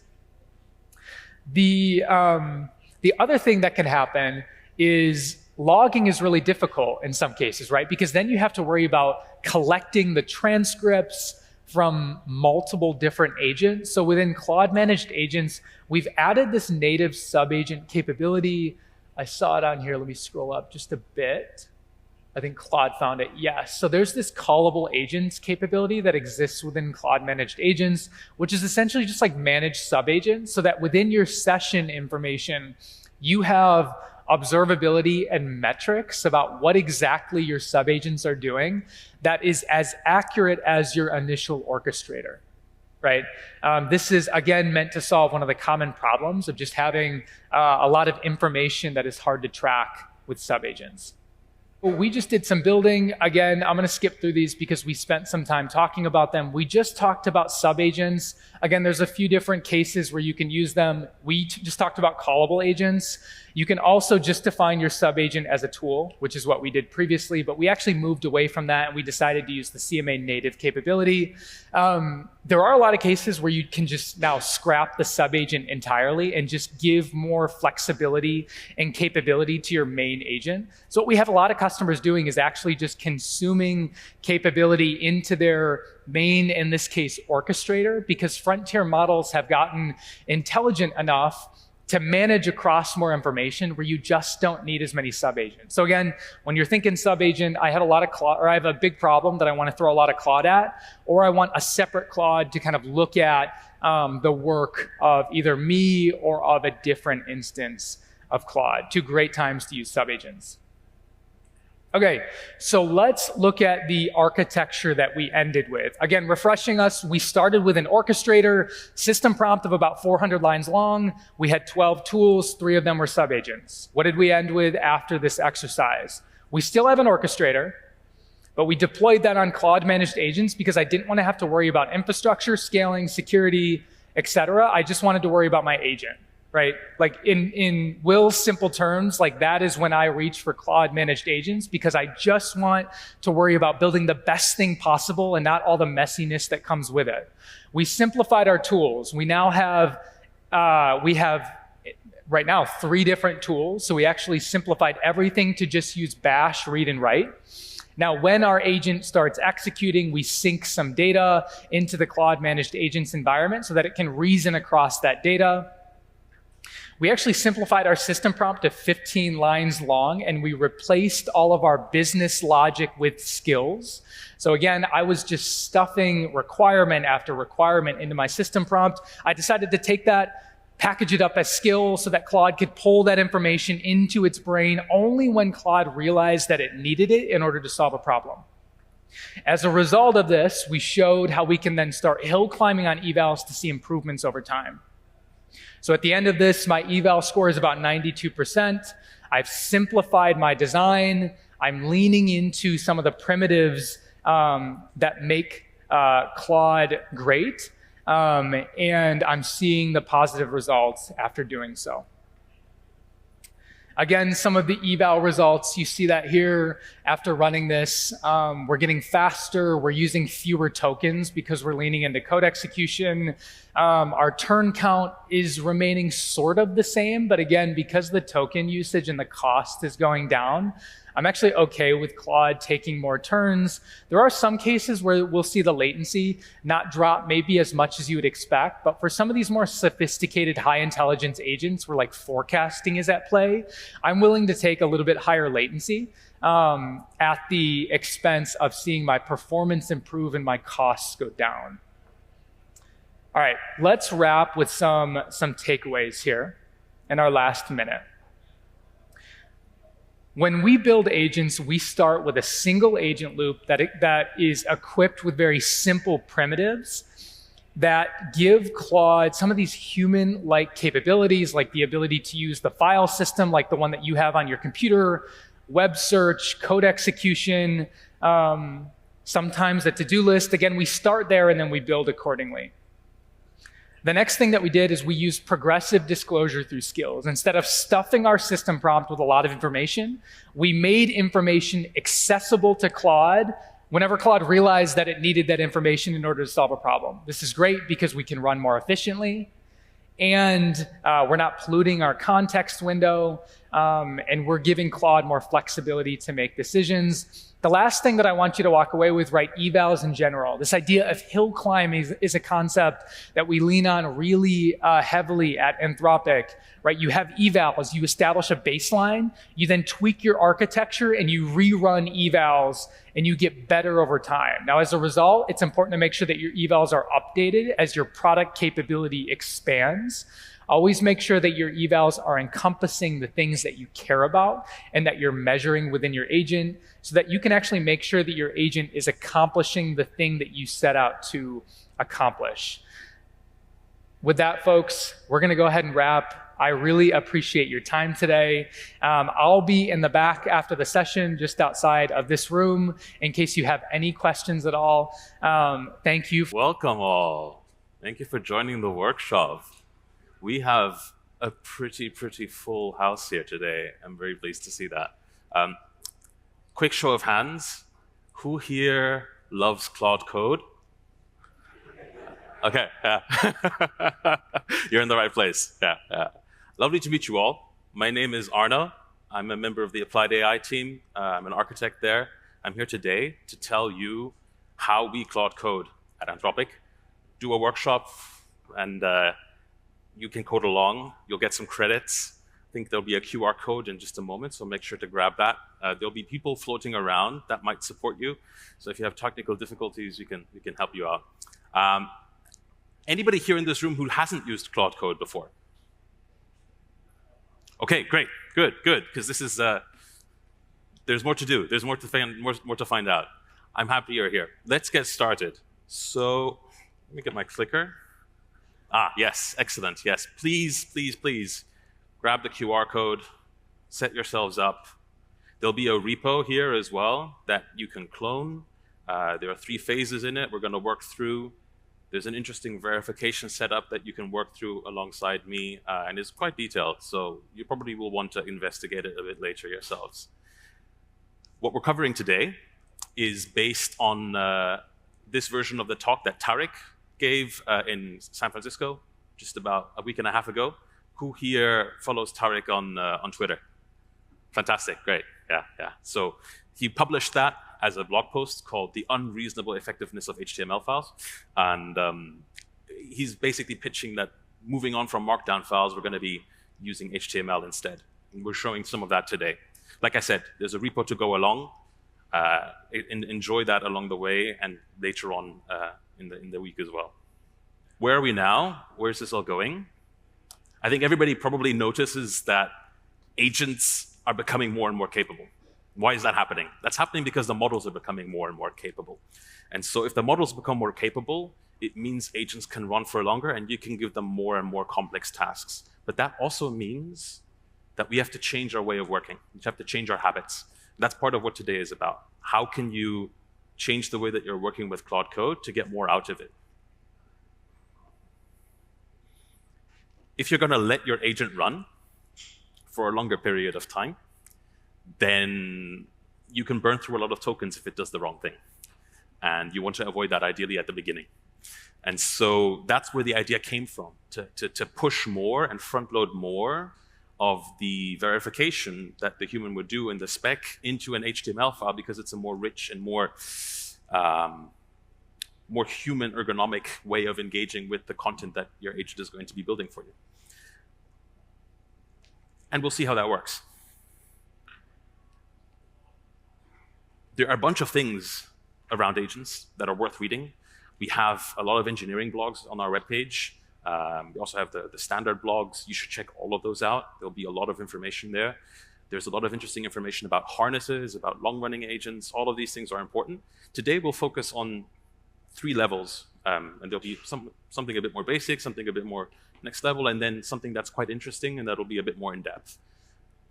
The first thing is, the more capable the models get, the more you should try to resist constraining them. Who here, by the way, has heard of The Bitter Lesson by Richard Sutton? Great, fantastic, this is great. So I'll for those who haven't raised their hands, Richard Sutton is basically the father of reinforcement learning. If you're reading a book about reinforcement learning, it's probably authored by him. And his idea was basically that you could spend all your time trying to, with your human capabilities, hard code up front and constrain the system, but in the end, pouring more data and more compute at it ends up getting more capability than anything that you could have come up with. And there's a similar analogy here, right? The models are becoming more and more capable, and so you should accept that the model is probably better at extracting requirements from you than you are at defining your requirements. The requirements are latent within you, just like when you talk to your users. Your users, they have an idea they know it when they see it, but they're often not very good at articulating what they need. And likewise, you probably know what you want when you see it, but Claude is likely better at extracting what you want and what you need from you than you are in specifying it to Claude. That's another direction to take this in. So we'll talk about that, removing ambiguity, letting Claude prompt you and interview you in prompting. Then how to then understand and plan. We used to do this all with Markdown files. We still do it with Markdown files. A colleague of mine once said, the Markdown file is the lingua franca of the AI native software development lifecycle. I thought it was pretty poetic. But it seems like that format is a bit constrained. It's getting too long. There's a lot of lines of Markdown file to read. We can condense more information into HTML files, and that's what we're going to do today.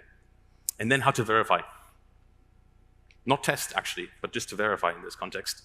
How to make verification native to the thing itself so that the agent can drive it alongside a human. or eventually not, headlessly as well.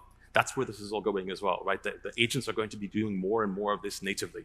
And how can you set the artifacts that you produce up to natively be testable and verifiable in the way that you need? So we'll do an example. By the way, has everybody had a chance to grab that QR code and set themselves up? Very good. There'll be a link to the repo eventually as well. I think that comes in a bit. Let's say we want to do a bill splitting app. Very simple. You go out with friends, you want to find out who owes what. Yeah. Let's let Claude interview us around doing this. So in this case, I'm actually going to, before I do that, give you an example of how you would do this and how you could do this better. Yeah? What's good prompting, what's bad prompting? Bad prompting is when you say, just make it better. And a lot of people that I watch using Claude Code just type, make it better. Make no mistakes. Yeah. That's not good prompting. You want to encourage Claude to extract from you specific details. So give the domains. Don't overspecify the outcome, but specify the areas that you are interested in. Right? That's what makes this good prompt on the side different and better. Focusing on the audience, for example, or suggesting an open-ended way to answer the question, as opposed to predefining it up front. And then that will prompt Claude to iteratively interview. All right, so I've got a Claude open here, 2 different Claudes. Who here has used fast mode? Okay, not that many people use fast mode. That's why I set it up here. And who here uses auto mode? Oh, I'm very happy that you all use auto mode. You need to be using auto mode. If you're not using auto mode, you need to be using auto mode. It makes it so much easier. Use auto mode. Good. Who here is setting their effort parameter? Good, good. Our recommendation is X high, but you can also set max effort. I mean, in my case, I think I kept it at X high for this. Yeah. So just to touch on how those look, right? Like we've got /effort, which is the effort parameter, /fast, which is the fast mode, which is I've turned it on. And then we have the auto mode, which we cycle into like this, shift tab, yeah? Auto mode is the best. So I'll copy paste you all, when you have the repo, will see one of these prompts is in there. So I'll just copy paste the prompt in here on the bill splitting app. So, okay, Claude's gonna ask me, you tab through these, right? Like you'll tab through these like this. And in my case, I want it just for friends. And I want it, is there a secondary audience? No secondary audience, and we'll leave that as that. The key thing here in the prompt is that you want to prompt Claude to use the ask user question tool that you saw me use in the prompt earlier before. Let me submit those answers, and then it'll write that spec, right? So you saw me in my prompt explicitly referring to the ask user question tool. That's what triggers this workflow, and depending on how well you specify that prompt, you'll get better outcomes. So it'll generate a spec. We could then turn that into a bunch of different ways of building the app. It's going to take a while, so we'll go back to my slides. Could I go back to the slides, please? Great. So let's say we have a plan, it generates a plan. We've answered some questions. It's getting better at extracting turn by turn from me what I actually want without me having to upfront verbalize everything myself.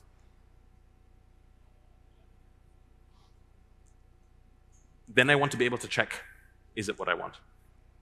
Well, an HTML file is more dense, much more information dense, much more ergonomic for you to understand what the thing is going to look like.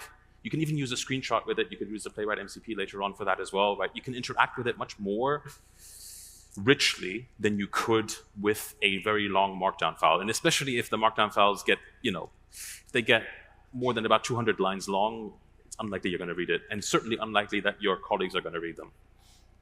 Before we started here, I had Claude with Opus 4.7 generate a few examples for me of what this could look like with my bill splitting app. And we'll look at those now. So we have them here. The prompt I used is in the repo that you'll have access to. I asked Claude, give me a few different directions, 4 different design directions, explore them, generate them as HTML, and let me explore them across each other. And they came up with these different ones. So one sort of brutalist, one Tokyo, fintech. We'll click them all one by one. So this is what this one would look like. And then this one might look like this. Completely different aesthetic, right? And I click around. And this is much better for me to give feedback to Claude on than it would be to just try to infer from a markdown file what the thing is going to look like. I could go in and, like I said, take screenshots, feed them back into Claude. Who here regularly takes screenshots to give information to Claude? Very good. You should be doing that. That's very good.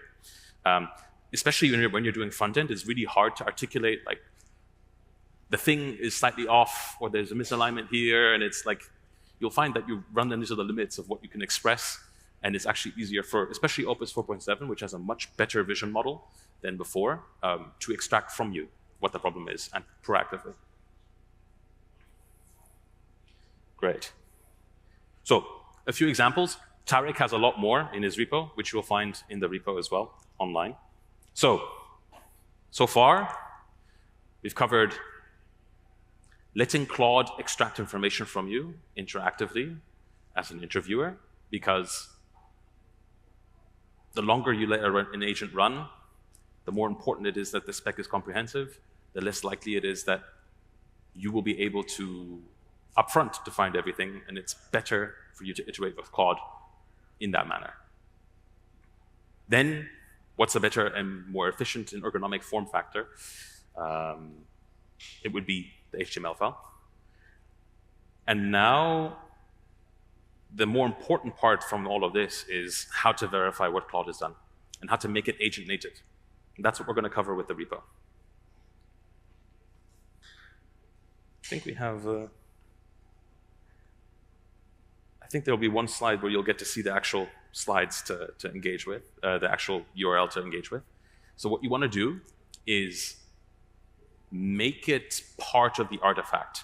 And that's what we're going to cover today. In fact, there's part of what we're doing today is we're going to use storybook fixtures, a testing library, sort of data emissions and attributes, and Playwright MCP for a React app, with components that you will have seen before, but remixed in a way to make it easy for Claude as an agent to extract the data contracts in the DOM and then run verification and then even record the verification, which is how the Claude code team that Tarek is on runs this, and that's what the demo that he built refers to, right? Like, it'll be a generation of verification steps that get run through, that get a recording, and that's then put on S3 or shared somewhere else with colleagues, and that's how you turn these verification steps into something that is generated by the agents, and then that you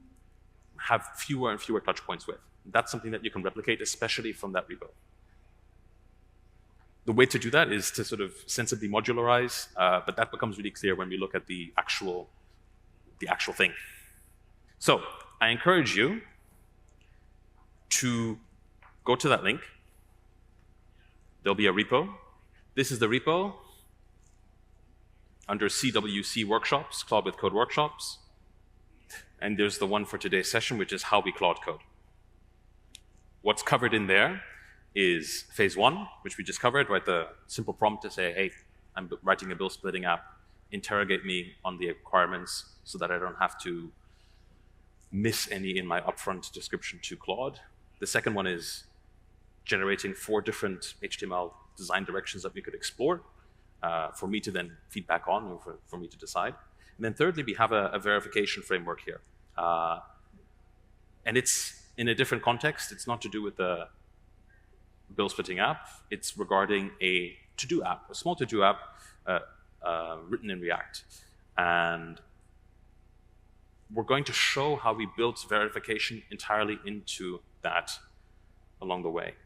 That's described in detail in the README for phase 3, and then also in the verification detail as well, which is here. So if you want the deep dive on how this is set up, you can read this, and it's all provided in the repo. It's pretty cool. What is it focused on? We've written a small Todoist app here.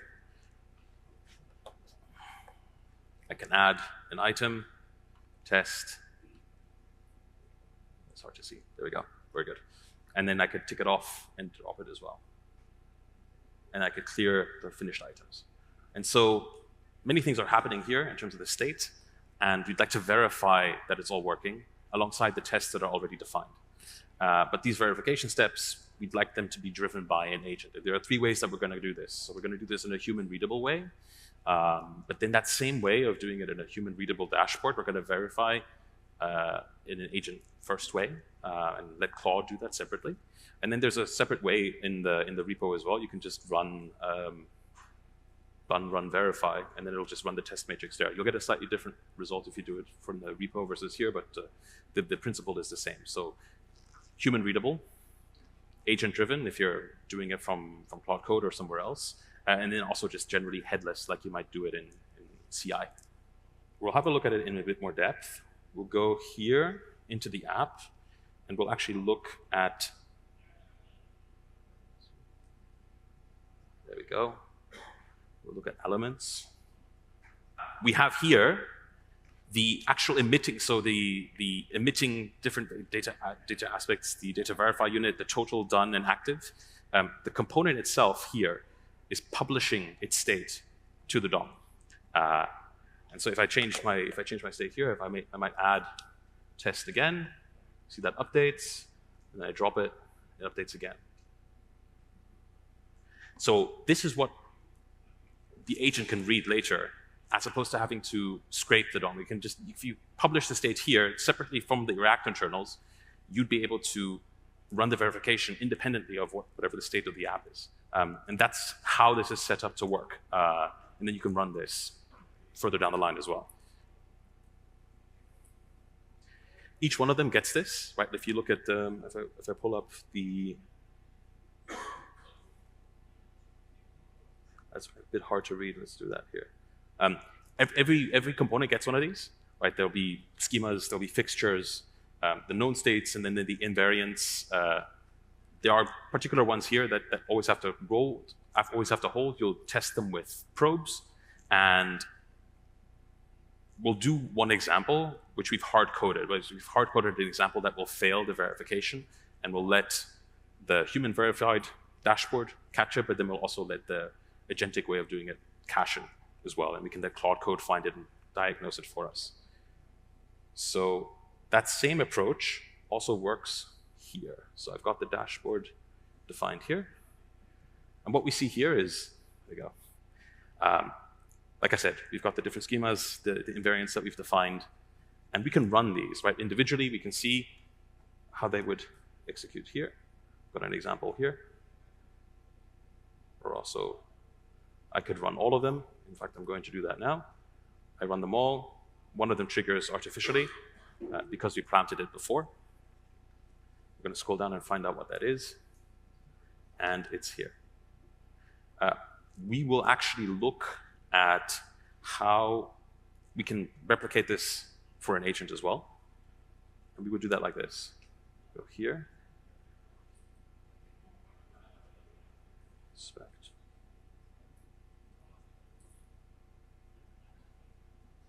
And we could run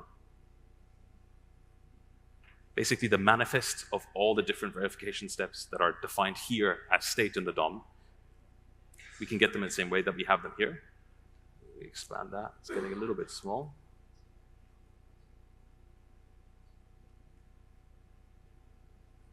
As an example like that. And then like that as well. Great.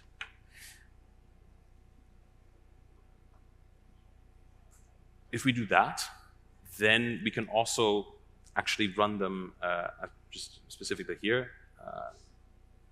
I'll do it manually first. Let me replay them all. Close that.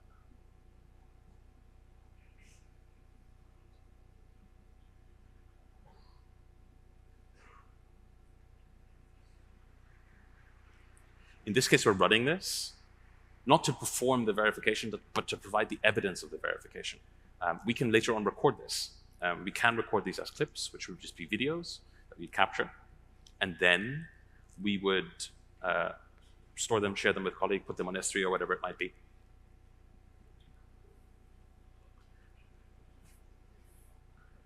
Let me pause that here. There we go. So here's our summary. We have one that's deliberately failed. I'll explain that in a second. But in each case, you can also see the details of how this was done. The key thing here is that we want to, it's important to include the probes to push off the happy path.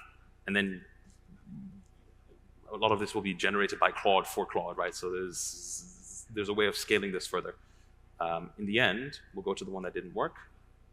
It's the one where we hard-coded that the sums don't match. In this case, the state doesn't match. 3 plus 4 does not equal 10 in this case. And we'll get the same result if we run verify all from the Claude here as well. And we'll let Claude do that in a moment as well. There we go.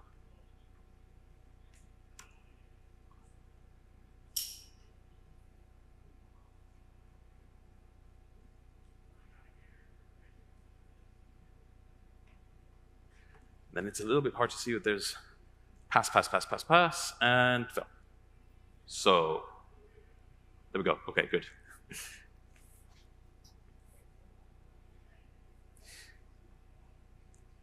We can change this, right? The point here is that I'm trying to show that the idea is to let something agent native be read as the DOM contract here. That's what we established earlier, that the state is managed here, or well, not managed, but at least viewable to an agent, that it can then run the verification end-to-end itself. And we can let Claude do that afterwards as well. In this case, we can also make a change that will break more. Let me see if I can break the chain. I'll break the contract, but not the app. And I'll do that here. So I could change, for example, here.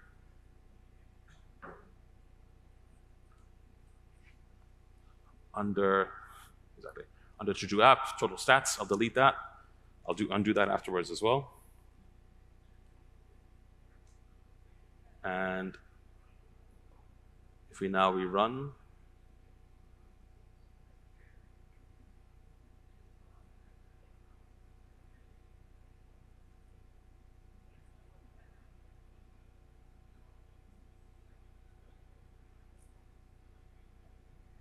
then all of these ones at the bottom here will fail. And we'll get the same when we run this again from here as well. Oops.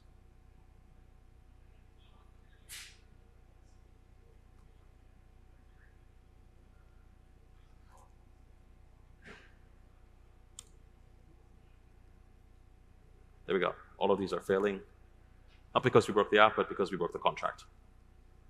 That Claude can then natively verify. Excellent, great.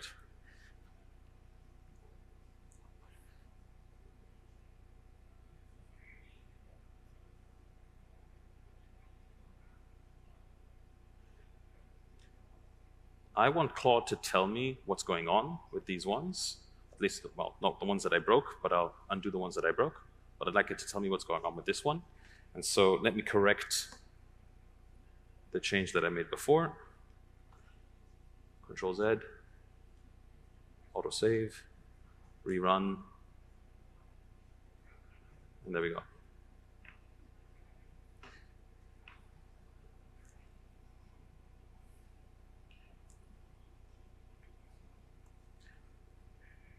So we've done it manually, and we've shown how we can match what the agent would see versus what we would do.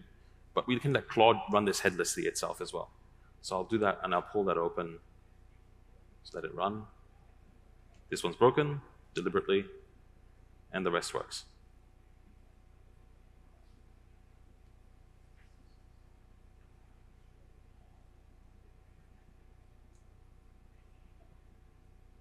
Right.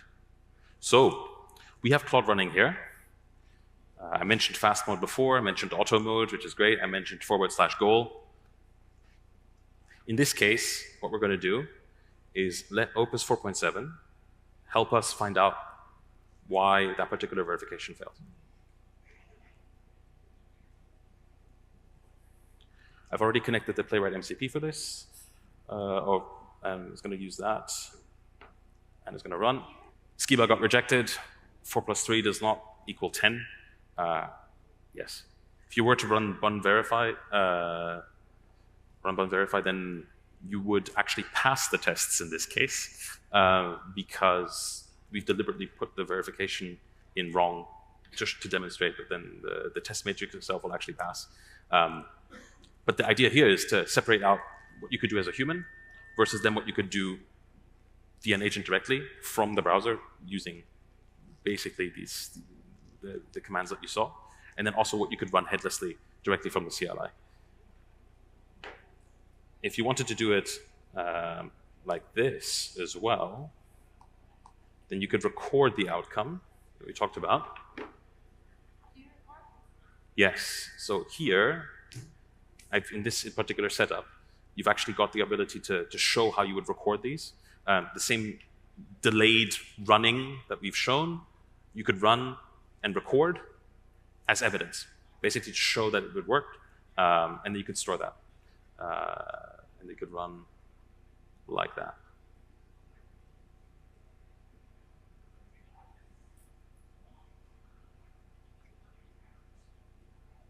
This is very common right now. The Claude Code team records basically all the code changes that they do like this, all the front-end changes at least, especially at the pace of the shipping that we have at the moment. Are people able to pull up the repo and get the verification setup working? Yeah, very good, very good.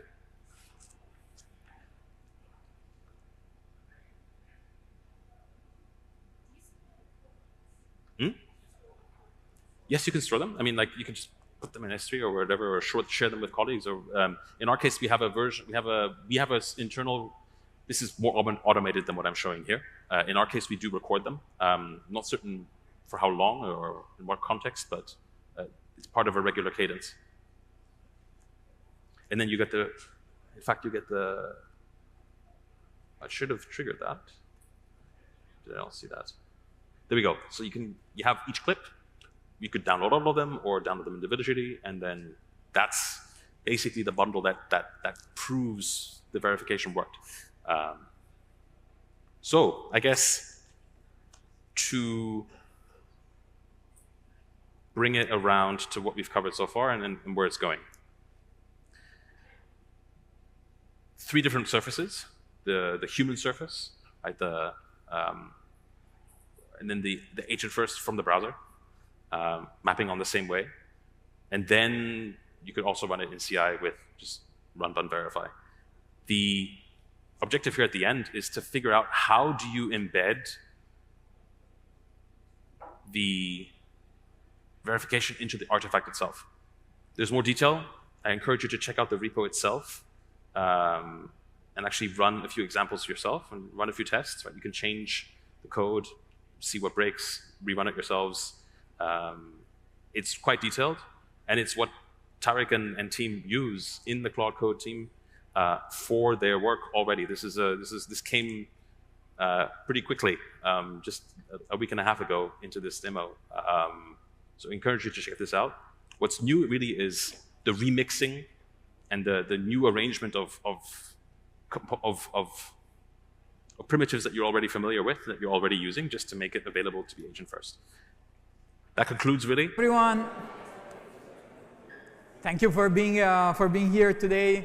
I'm pretty much excited to have this session with you. I know we are almost at the end of the event, so thank you for bearing with us.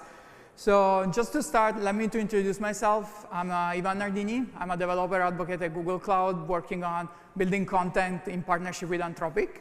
And in order to start this presentation today, I just want to ask a very simple question.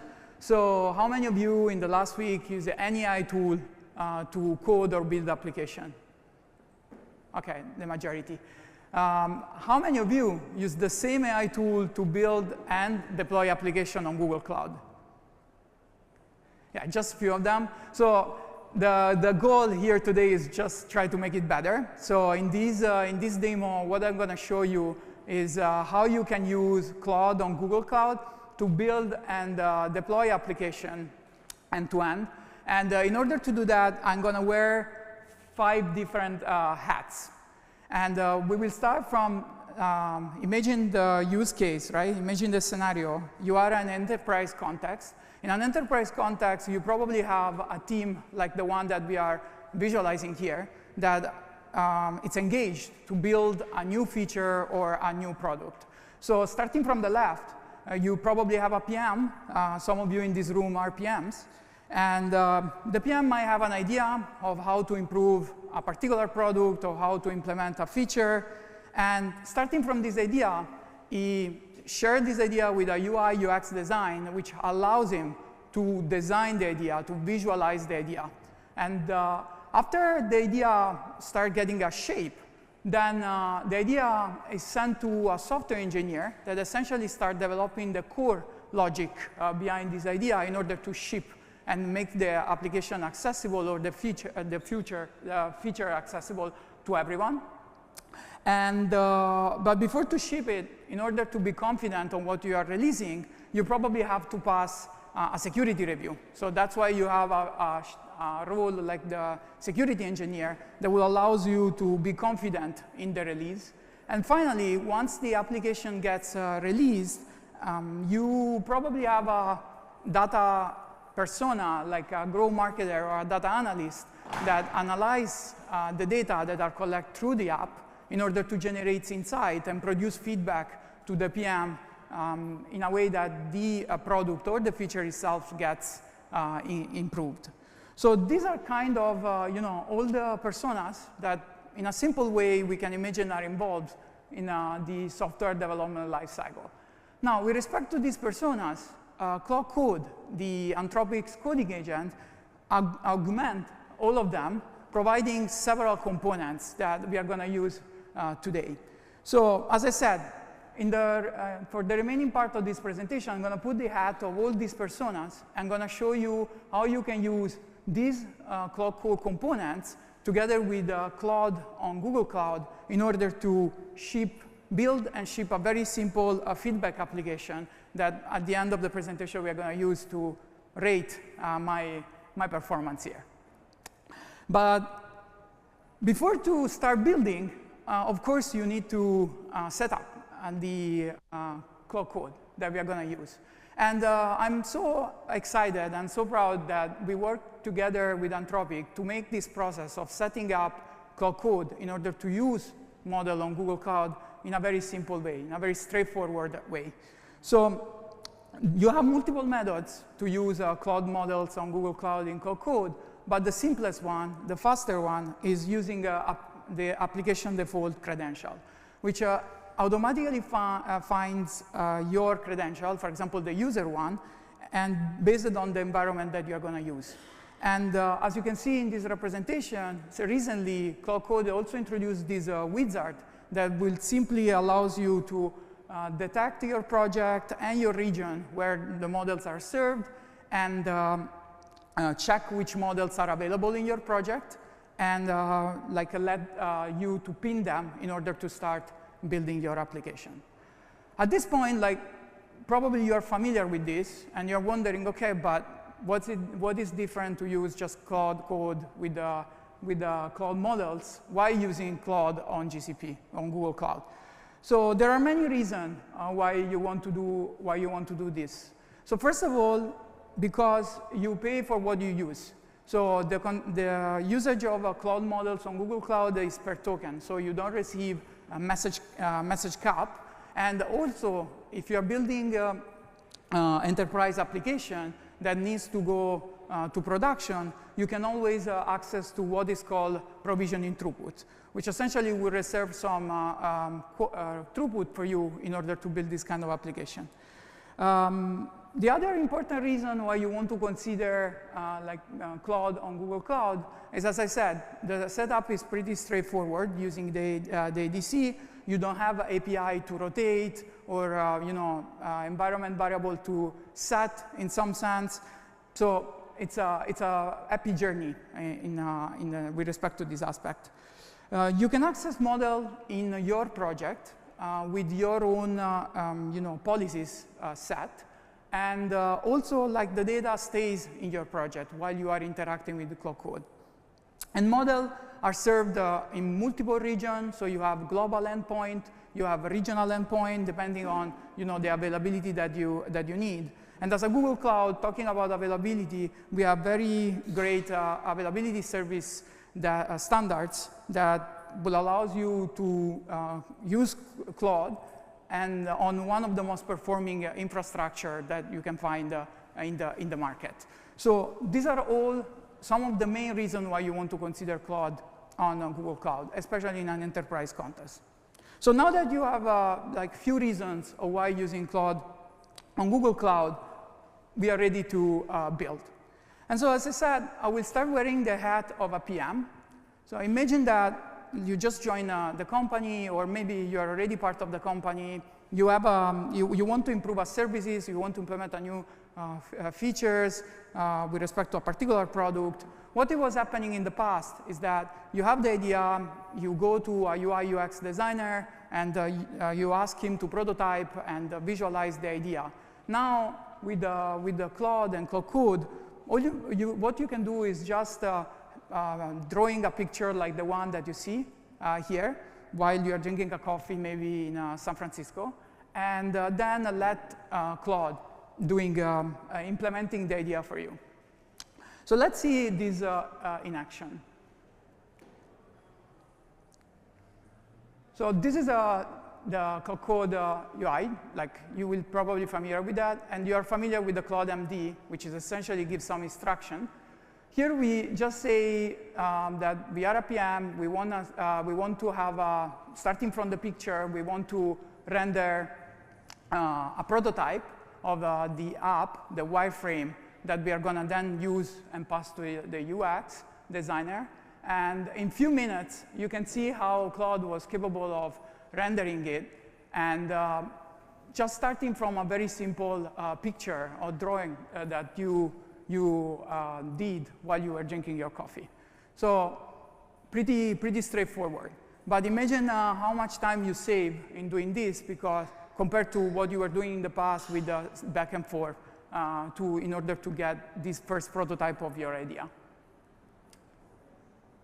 Okay, so at this point, the PM gives creates a prototypes and pass these prototypes to the UI UX developer. And at this point, he needs to implement a more solid interface in order to use it in production.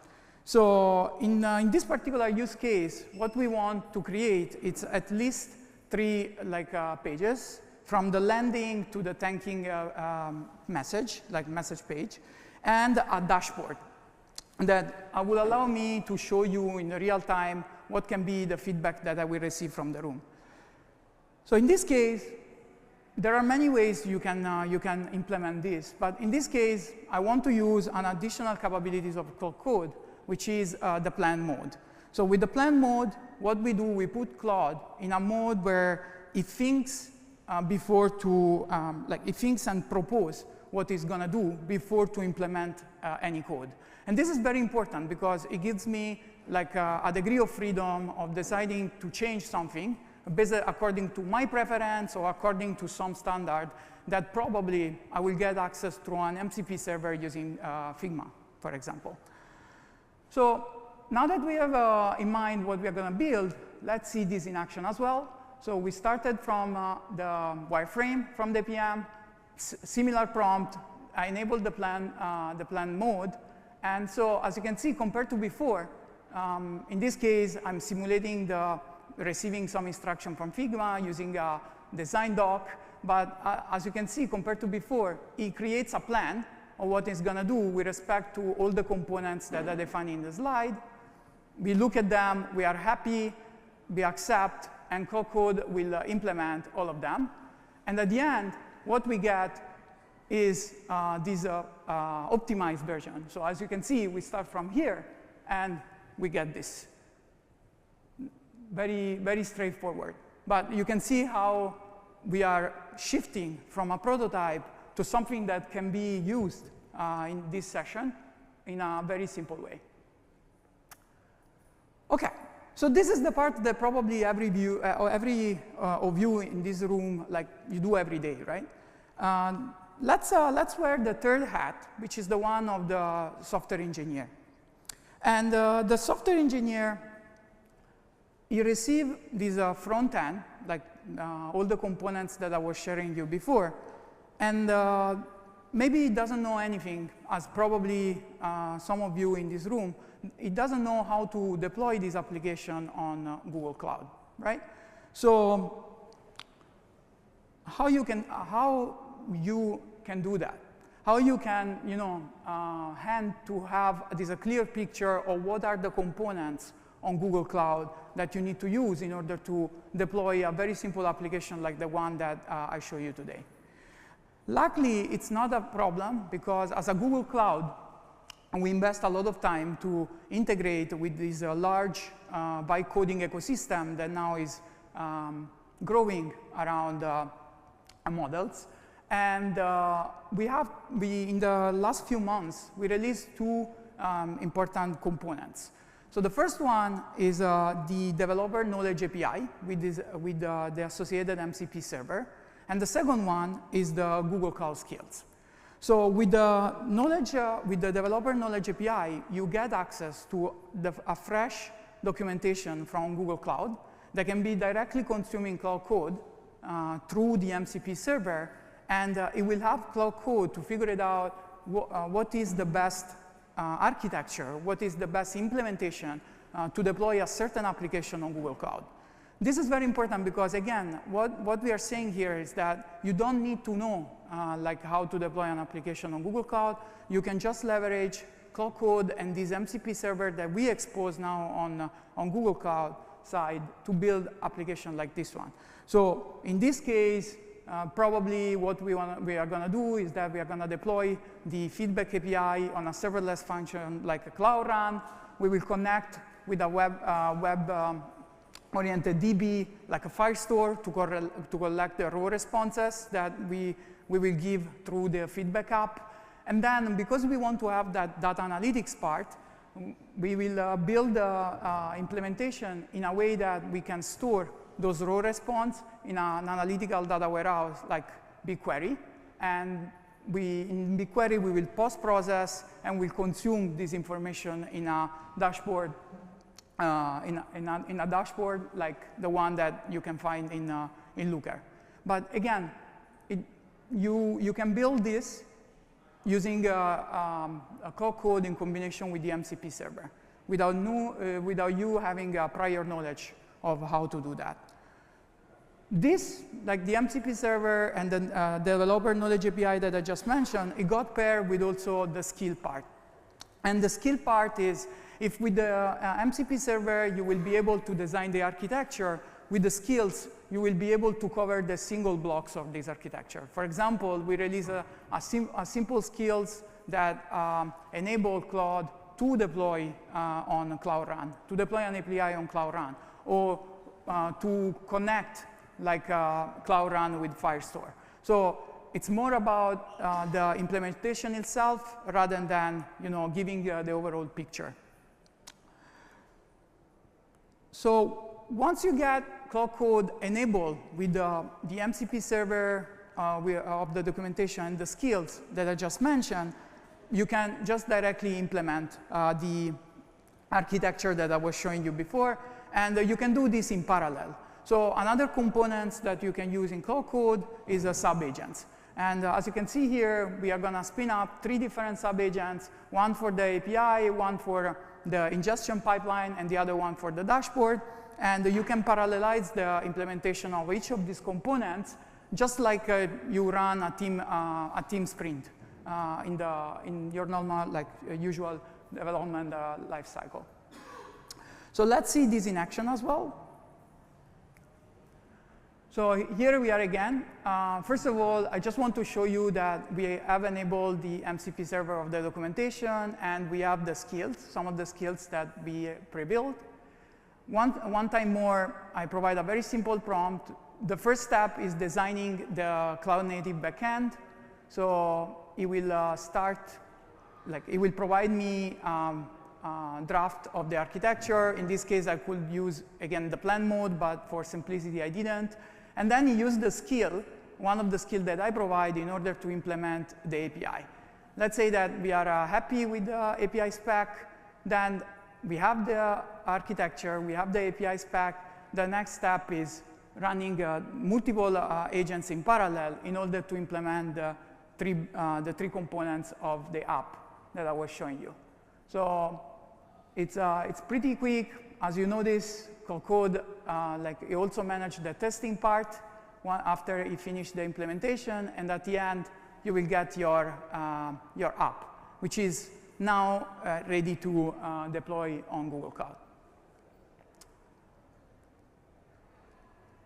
Okay, so at this point we have the code of the app that is ready to be deployed. But because we are deploying on cloud and we want to open this up to a larger audience, we want to deploy it in a confidently.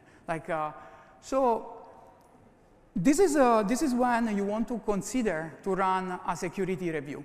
Now, depending on your company, you can have different security requirements. So, for example, you may want to check if your application is solid with respect to the most common OWASP issue, or because you are deploying this application on cloud, and one thing that you need to consider is probably you will use what is called a service account, and you want to limit the service account when it calls a particular API, like the one related to reading and writing a DB, with respect to certain role. So you're sure that you are limiting what it can happen when the application runs some operation on the cloud itself. So again, these are just a couple of examples of what you want to consider in a phase like this one. And of course, this representation is a strong simplification of what can happen in the real life. It's just one of the possible scenarios that you can have. And you can see why it's also a simplification, because we are letting the security engineer not only to approve if the app is secure enough to be deployed, but it will also deploy the app in this case. But again, this is just a demo, so we have this degree of freedom. With that being said, let's run the final demo, and let's get the app running. So in this case, as you can see, I use a pre-built security review that you can find in code. Very simple prompt also in this case. And what is happening is Coco ran the first test. Essentially, he double check that everything is aligned. He found like a possible issue, and he automatically fixed it. So in a way that the app now is secure. And once it is secure, it deployed the backend API, and it deployed the API itself. So what we get at the end of this, it's an endpoint with our app. The app is live, so I will quickly unlock my laptop, and I will ask the backstage to share on my laptop. So the app, as you can see, is up and running on GCP. For people that doesn't know GCP, this is Cloud Run. It's a serverless service that you can use in order to deploy app. And the app at the end looks like this one. So if you remember, I show you the original, I show you the feedback frame at the beginning. So what we can do now live, I can just give me a score. What do you think the session is going so far? Give me 5? Oh, okay, thank you, man. I really appreciate that. Okay, cool session. Let's be simple. I submit, and then in real time, it updates the number of response, the score, and the visualization. And also, just for fun, I build a feedback analyzer. So once I click this, it will run. It will call Claude on Google Cloud. And based on the feedback and the comments that you send, it will generate this summary. So pretty straightforward. I will ask to go back on the presentation. Thank you. OK. So at this point, we have the app. We collect good feedback. Thank you again, man. But the development lifecycle is still there. We have the last step to cover, which is essentially people that start using our app. If you saw, one of the KPI that I had on the dashboard was the response time. So how long is was taking you to just like providing a feedback. So these are the kind of information that you can use in order to, like, through this data, you can collect this data, analyze them, and generate insights in a way that they can be used in order to improve the application. Now, running, if you're new on Google Cloud, there are several services that you can use in order to analyze this data that comes from the app. So a couple of them, one, as I said at the beginning, is an analytical data warehouse, which is BigQuery. And for the reporting part, you have a tool like Looker. But again, as we said before, you don't need to know how to use BigQuery in order to analyze those data, as well as how to build a dashboard in Looker, because we also provide a MCP server for doing this. Now, for the sake of time, I'm not going to demo how to use an MCP server to query BigQuery or building a dashboard, but I want to quickly share with you where you can find this information in order to do that after this session, because we are going to release the code. So I will ask to shift back on my laptop. Thank you. So, OK. Loading time. So with respect to all the MCP servers that are available on Google Cloud, we recently announced the agent platform. So in the agent platform, you have services that is represented by the agent registry. And in the agent registry, you have the list of all the MCP servers that we natively support on Google Cloud. So for example, we have the developer knowledge service that I just showed you. And we also have the BigQuery MCP server that you can use in order to query the data that we just collected from the app. It's very, like, this registry is relevant because it tells you how to set the MCP server on your side, as well as it gives you some observability feature and the description of all the tools that you will find for the MCP server. So you know how Cloud Code will be able to use this server to query your data. With respect to the Looker part, also, like, we released the MCP toolbox of DB. This is an open source, like a model context protocol server, which include an integration with Looker. And it's very well, we have a very well documented quick start on how to set up with the Cloud Code and start using it in order to consume that data from BigQuery and build your dashboard. So I leave you this as an exercise. Like, we are going to release the code, so you can go home and integrate these two parts. It's pretty straightforward, but the dashboard that you can create, they are pretty powerful, and you will see how nice they can be. OK, back to the presentation. I think I'm just in time, so time to wrap up. What I try to explain you today is essentially two things. So first of all, I was trying to, and I hope I did good enough. I was trying to show you how, like, all the components of Cloud Code, including skills, MCP server, sub-agents, they can really, like, speed up the process of software development, as well as how you can use Cloud Code with cloud models on GCP in a very seamless way. Like, if you saw, we ran several sessions across, like, multiple personas, and, like, it was the experience was just straightforward. It was just incredible. So this is what you can get if you combine Cloud Code with cloud models on GCP. As I said, the code is going to be available right after the session. We have a great quick start, and we have a very well maintained documentation, both on Google Cloud side and Anthropic side. So I highly recommend to just go there and check out. And then I hope I cover everything, but if you still have questions or you want to provide additional feedback, just feel free to reach out. These are... Good. OK, amazing. Welcome to the last workshop session of the day. I hope you have all enjoyed the very first day of Code with Claude. My name is Maya. I'm a member of our Applied AI team here at Anthropic. What that means is I spend about half my time developing our own first-party products and features, and the other half of my time helping customers develop their very own products, features, agents on top of our models. Today, I'm here to talk to you about how to build a proactive agent workflow with Claude Code. Can I get a show of hands? Who has used our routines feature inside of Claude Code? All right, some folks over here. Awesome, awesome. That's what I'm going to be talking about today. OK, so first off, a question for the group here.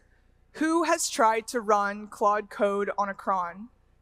Can I get a show of hands? Folks, put your hands up high. Awesome, awesome. Now, keep your hands up if you've enjoyed building all of that infra and maintaining that job. All right, we have one guy back there. We have one guy. Thank you. Thank you for your effort. Thank you for your work. We felt similar pain internally at Anthropic as we tried to develop proactive agents that run on Claude Code, and we decided to do something about it. So we believe that coding agents shouldn't wait for you to press enter to get started. Right now, Claude Code is a really powerful coding tool, but we want to take Claude Code and turn it into a really powerful coding teammate. A teammate notices when something breaks and does something about it. Right now, a tool waits for you to enter your prompt and actually press enter. So the goal of today's presentation is to talk about how we have created this feature called routines to take Claude Code from a tool today into the teammate of tomorrow. So today we'll be talking about 4 things. I'll go through some of the challenges that you folks have felt building proactive agents today. I'll go through this new feature inside of Claude Code called routines. We'll go through a real example about how we use routines internally at Anthropic to automate documentation creation. And then finally, we'll talk about applying routines to your own workflows. So I want to talk first through the challenges with building proactive agents today. We all know it's doable, but I want to talk about what's a little bit cumbersome with this. The first thing that's a little bit difficult with building proactive agents today is deciding where these agents should run. You probably don't want them running on your local machine because if you close your laptop or your laptop dies, your agent session is done. What that means is you'll need to manage things like hosting, data persistence, and authentication. Basically, you'll need to build a whole infra stack outside of your prompts, which is doable, but it's a lot of work and there's a lot of boilerplate code there. The next thing you'll need to do is figure out when to actually kick off these sessions and trigger these agents. Again, you can build things and build on top of cron, or you can do things like post to endpoints that you have to spin up. But again, there's a lot of infra that you need to build yourself here.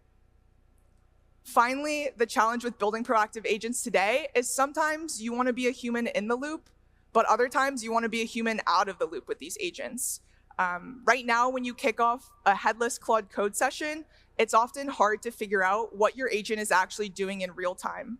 There's no way to watch, steer, bound, or even resume your agent session. It's difficult to do that. So we wanted to address each of these 3 issues and build routines. Routines is a brand new feature inside of Claude Code. It's an automation where you can kick off a remote Claude Code session by only defining the prompt, what repos you want to connect it to, what connectors it has available to work with, and a trigger. Claude Code handles the rest. So there were three kind of main things we were thinking about as we went ahead and developed this routines feature inside of Claude Code. The first thing is that we wanted these agents to be always available. These agents, these routines run on Claude Code's managed infrastructure. And what's nice with that is that we deal with the hosting, the session state, and the connector auth for you. Nothing depends on your laptop being opened, and we deal with all of the cloud stuff for you, which I think is quite nice. The next thing is we want these agents to be able to work proactively with customizable triggers. You might want to kick them off on a time-based schedule, or you might want to work event-based.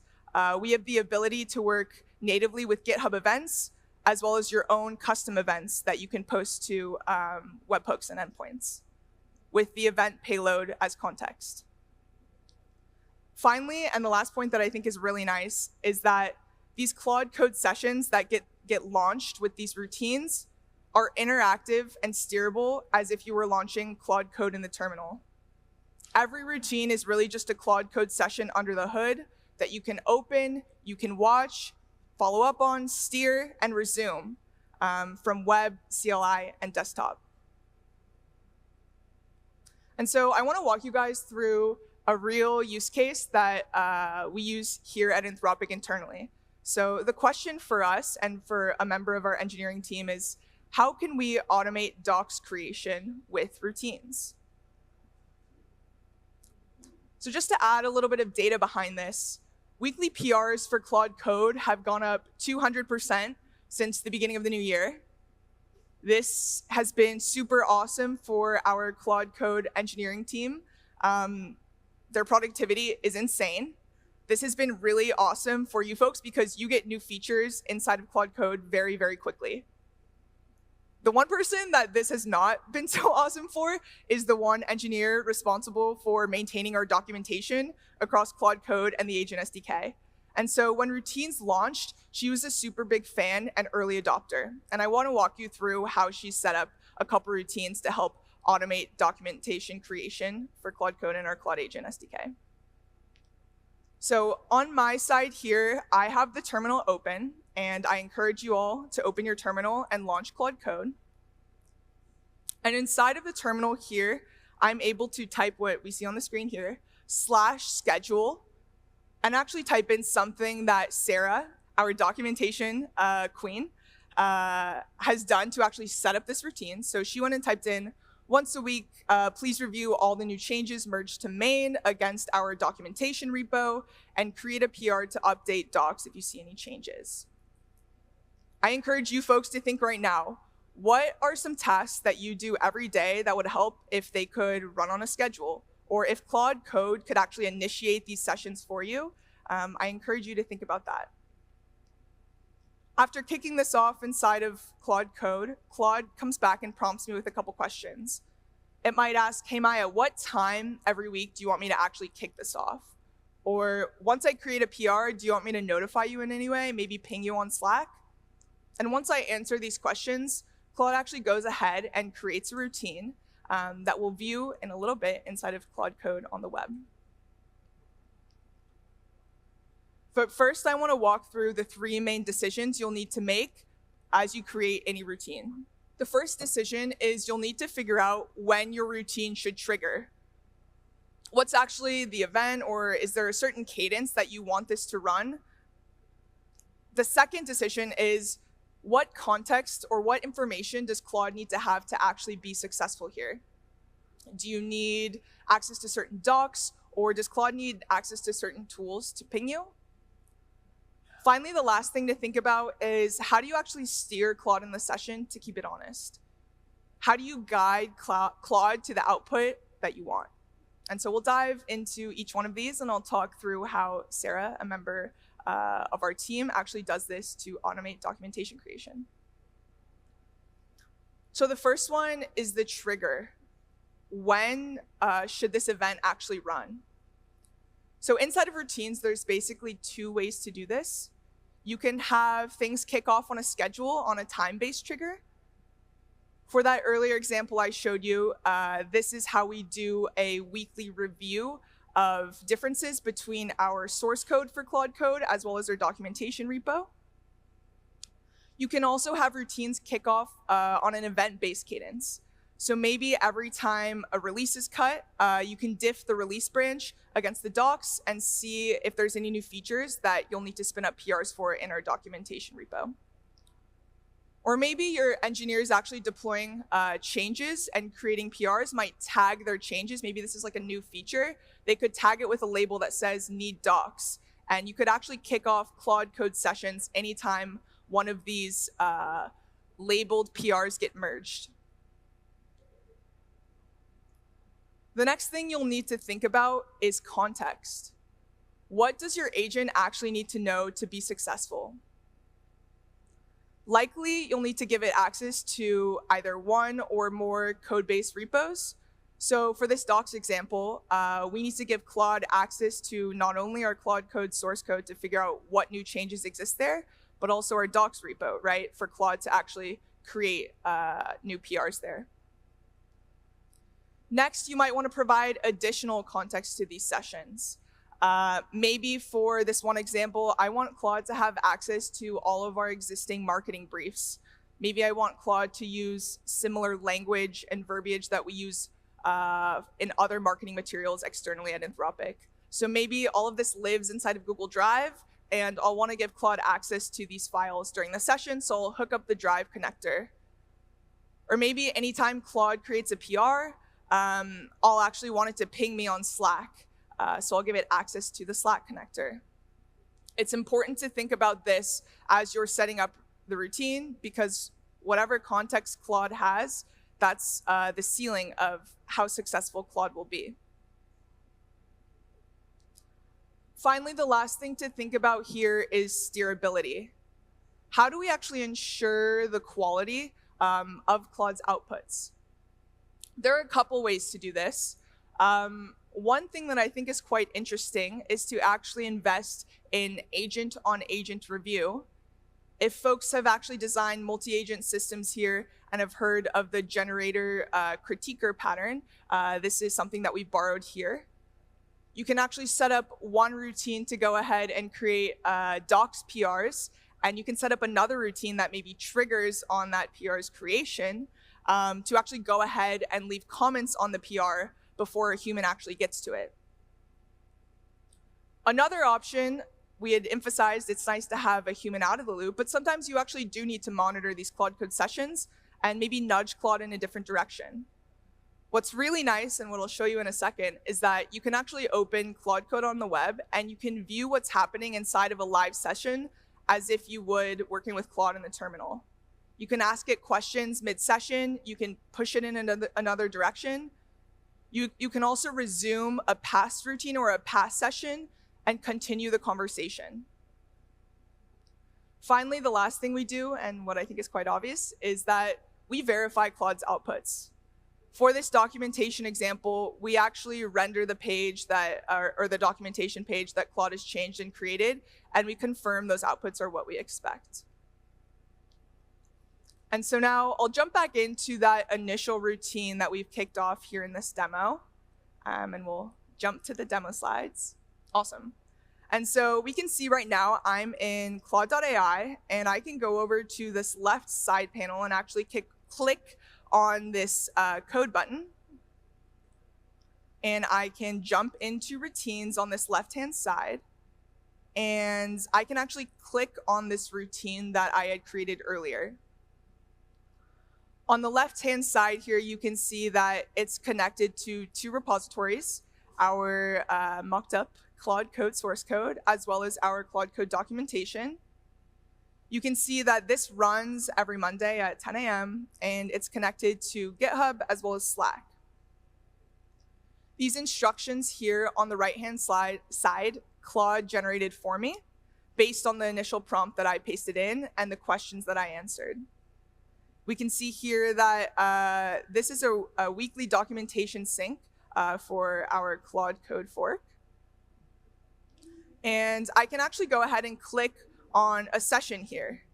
And I can see that these initial instructions are what gets pasted in for the very beginning of this Claude code session. We can see that Claude has read these instructions and started by looking at the source code repository to see any changes, any recent PRs that have been merged, looked at our changelog, and compared that to what's inside of the documentation repo. We can see Claude's actually found some changes here and gone ahead and opened a PR for me. This is one example where you can kick off a routine on a schedule. Now I want to show you another example where we can actually kick off a routine based on a GitHub event. So here I've actually created a new routine, and I've already filled some of this in. I want to make another documentation automation routine, but this time I want this to actually trigger every time I create a new GitHub issue. So I pasted in some instructions here, basically to investigate the issue that this session triggers on, figure out if it's related to a documentation gap, and then if it is, and if you believe that this is a gap, go ahead, open a PR, and actually ping me in this channel. So I've gone ahead and connected our Claude Code documentation repo as well as our source code again, and I want to show you how I actually set up this trigger. Like I had mentioned before, there's two different types of triggers, schedule-based and event-based. And within event-based triggers, we have native GitHub events supported here, as well as the ability to trigger from your own code by sending a post request. So here I'll create a GitHub event trigger and trigger on issue opens anytime I open an issue inside of this Claude Code documentation repo. And I want this connected to Slack so I can send me a ping anytime I make a PR, as well as our GitHub NCP. So I will go ahead and create this here. And now let's make sure that this is working. So I have a new issue open here that I'm about to create inside of our Claude Code docs repo. So I happen to know that there are a few tools missing from docs in this new version. So I'm going to go ahead and actually create this. So I can see here that I've gone ahead and created that. And now let's refresh this page. And we can see actually that a new run has gotten picked up here. We can see that these initial instructions are the very first prompt. And we can see that this additional context from this issue are passed in as well. I happen to know that I actually already have another PR open for this. So let me just guide Claude to stop this session. I've already made these changes.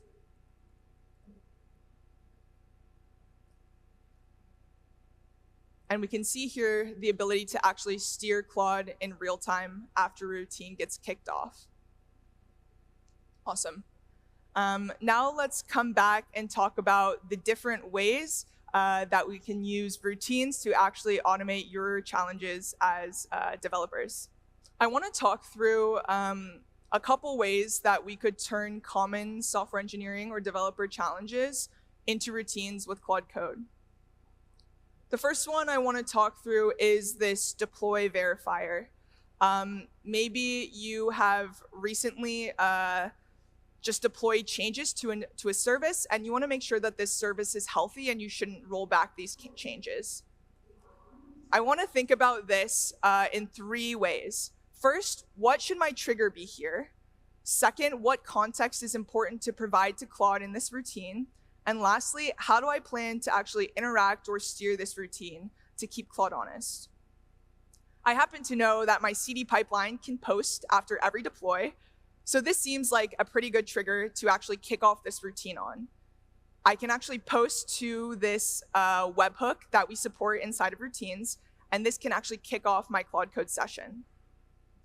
In terms of what context I think is important to provide Claude here, I can think of a couple things. One, it's probably nice to give Claude access to the source code for the service that we recently deployed on. Next, it's probably important to give Claude access to monitoring tools. Maybe that's Datadog, maybe that's Grafana. I don't know what you folks use, but likely helpful to give Claude access to these monitoring tools. And maybe if something goes down, I want Claude to alert me. I want Claude to ping me on Slack or send me an email. Or maybe even send me a text using Twilio or something like that. These are some of the connectors or the tools that I would give Claude access to inside of this session. In terms of keeping Claude honest or actually steering my session, maybe I'd start by having Claude run an investigation for me and giving me an eventual no-go or no-go decision to actually roll back this change. I could jump into Claude code on the web and actually view and read Claude's analysis for this session. Then maybe I can continue to work with Claude if I actually think that this should be rolled back, and actually use Claude to help me roll back a change.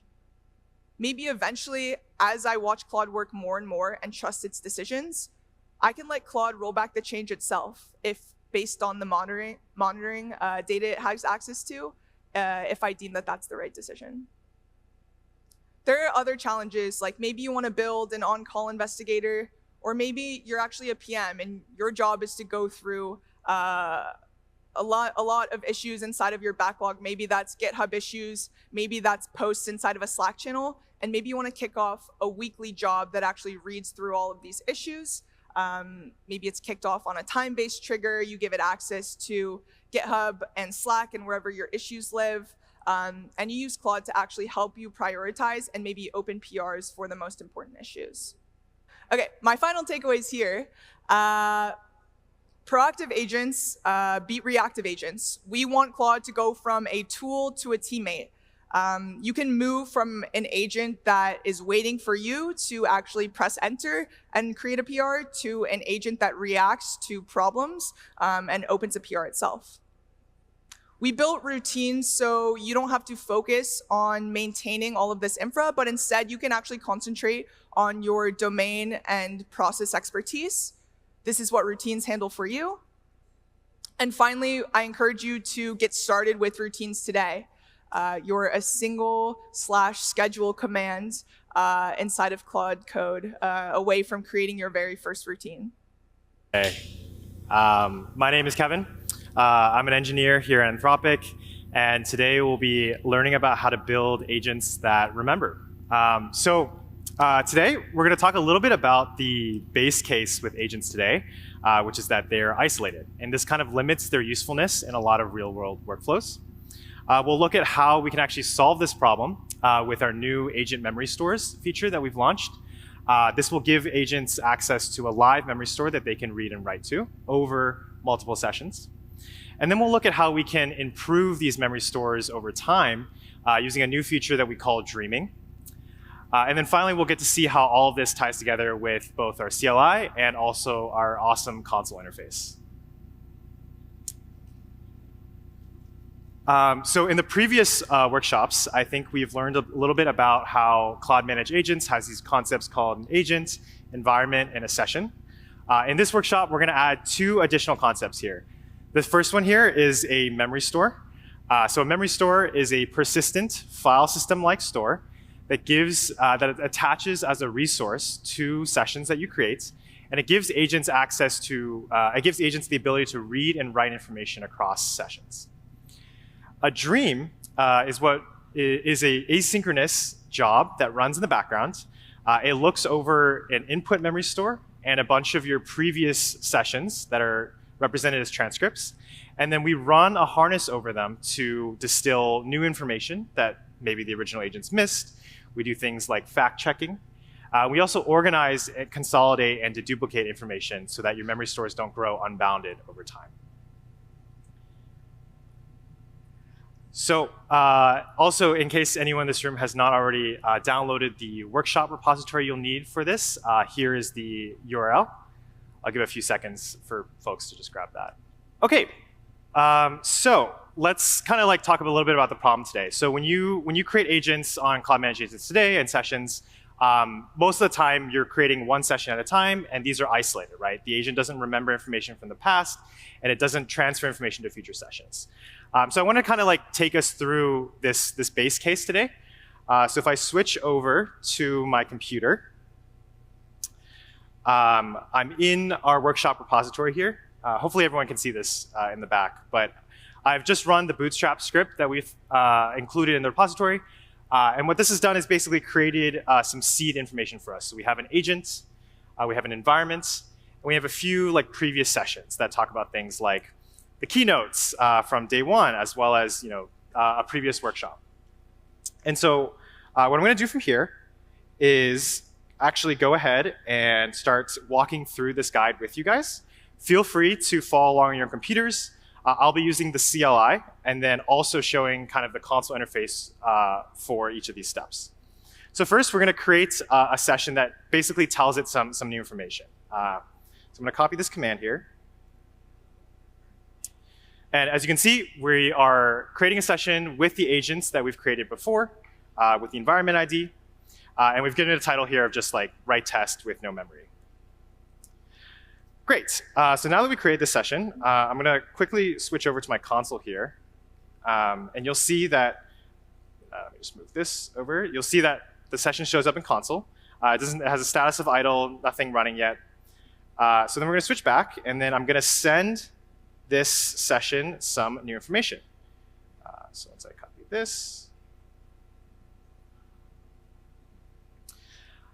And what I'm doing here is sending a first user message here with information about the CMA talk yesterday, naming a few keywords like multi-agent orchestration, outcomes, and memory. And I've also just given it this URL example that I took notes and uploaded them here. So if I switch back over to my console, we should see this event pop up. And what we sort of expect the agent or the model will do here is it'll just respond and say, like, great, thanks for the information. Not sure what else you want me to do here. So we'll give it a sec and maybe folks to catch up. Let's see if we give it a little refresh. Sorry. Yeah, so it looks like the model responded here. Just collapse this. Yeah, it's basically saying, OK, great, thanks for telling me this information. So then if we go, sorry. This is using, I believe, Sonnet, the agent that was created at the beginning. Yeah. Cool. So if I go back here to my workshop here, we're going to create basically a second section that's kind of the retest. So I'll go through these steps a little bit faster. And then, again, I'll send it a message here that's this time I'm going to ask it for information about the stuff that I just told it. And if I go back to our console here and check out the other session that should have been created, we would expect the agent to basically say something like, yeah, I don't really have access to information. I can help you in these various ways. Great. So that's effectively the base case today. So if I go back to the slides real quick, this is just a quick recap of what we did. We told it something, asked another session about it later. No information is transferred between the sessions. So how do we solve this problem, right? Just like in humans, we've introduced the sort of concept of memory. And again, a memory store here in the Cloud Managed Agents platform is a file system-like store. Under the hood, you can create as many memory stores as you like here. So you don't have to necessarily restrict a memory store to one organization. You could create it per user, per workspace, et cetera. It's up to you to kind of define what the boundaries of the memory store are. And then under the hood, this memory store gets attached as a file system to the session container. And the model has tools to read and write to it. The actual interesting thing here is that we've actually mounted it as a file system because it's such a powerful interface for the model. You can use things like bash to like explore the file system. It can use grep to kind of search for keywords. It can also read files and do a bunch of like really powerful things that make it much more useful for the agent. So I'll switch back to my computer here, and we'll walk through kind of how to create a memory store. So first things first is actually creating it. So I'm going to copy this command here. Feel free, again, to follow along on your computers. And the kind of parameters that you need here are mainly just like a name. So I'm calling mine CWC memory. You can give it a quick description.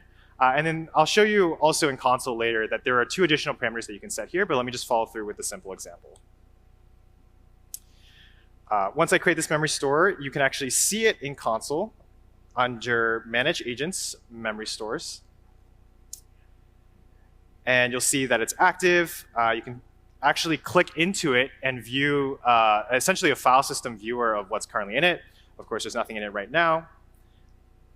Additionally, we offer functionality. We offer the ability for you to manually add memories. So you can create like a file under a specific path, add some content, etc. If I go back just a brief second and talk about creating a new memory store, there's actually two sort of additional parameters that you can set on the memory store when we actually mount it. So if I go back to the repository here, the next step once you create a memory store is to actually use it with your sessions. So I'm going to, again, copy a few of these commands.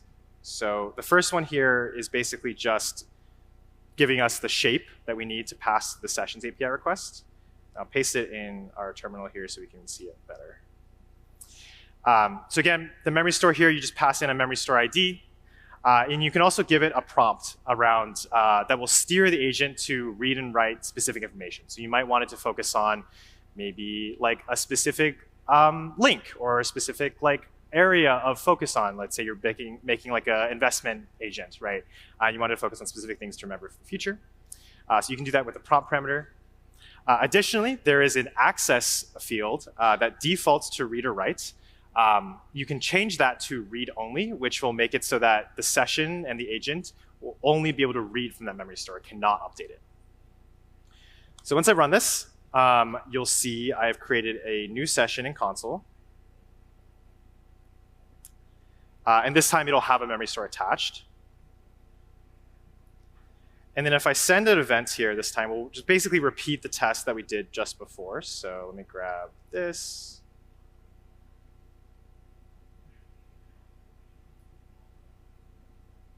Again, same text as before, we're telling it new information. And hopefully we'll be able to observe a different behavior this time.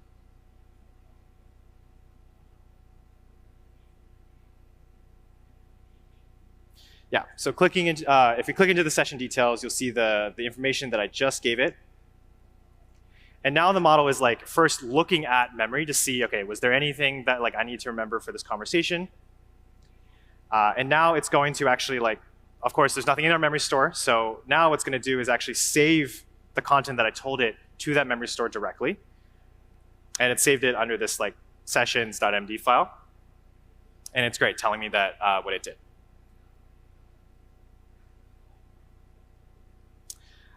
So then if I go back and do that same test that we did before, this time I'll just copy both. Sorry. Again, where this time we're going to create a new session with the same memory store that we were just using. And we will send it an event here asking it what are the things that it found or it learned from the CMA talk. Once again, going back to our console UI, we can see the recall test running. And as we would expect, the model is now first looking at its memory store to see if there's any information. And again, it's now using grep to find any sort of keywords here. It's looking for CMA. And great, it found like a lot of information that we just told it from a previous session. And now it's able to answer my question, right? And this is like, of course, a very simple example, but this illustrates kind of the power of memory. And this is like something that was kind of difficult to do before, right?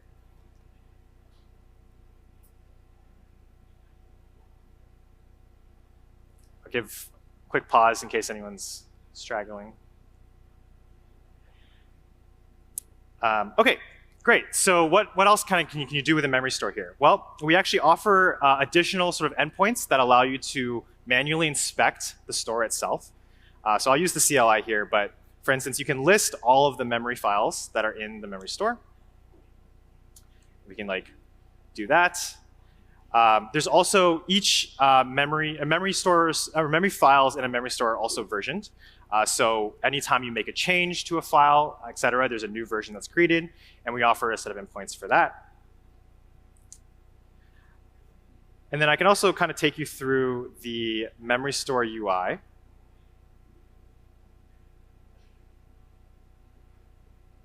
So each memory store you create, again, is here. And if we go back to our like kind of file system view, you can actually see the files that it created. There will be like a directory structure here if Claude is creating kind of subdirectories to organize memory files. You can actually edit these memory files directly if you wanted to. So for instance, if Claude wrote something that was incorrect, or maybe you just wanted to add more information, you can do that. And again, as we saw before, you can add additional memories to a memory store.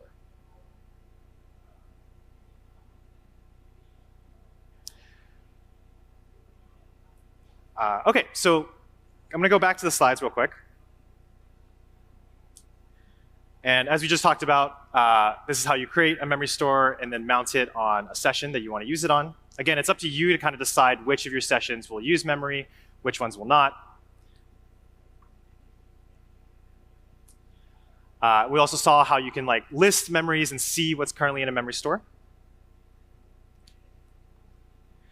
And let's move on to talk a little bit about dreaming now. So when you have agents that are reading and writing to this memory store over time, we've noticed that oftentimes they can start just kind of dumping information to that memory store. So it'll start writing maybe every task that you ask it to do, it'll maybe records information, right? And over time, your memory store is going to grow, right? And there's no real process before that would allow you to sort of organize that memory, maybe check to see if anything was stale, and consolidate any duplicates, right? And so this is where dreaming comes in. Dreaming is a batch process that runs, again, asynchronously.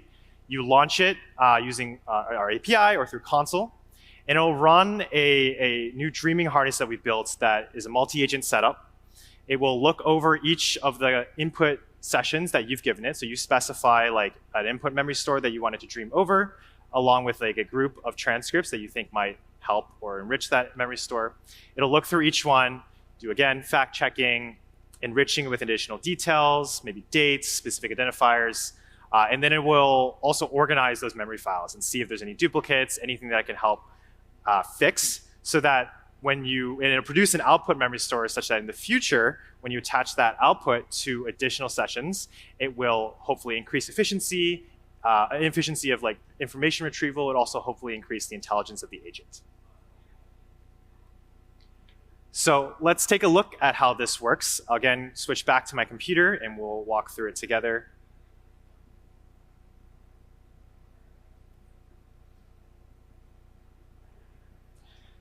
So to get started with dreaming, basically, you'll need to actually create the dream job.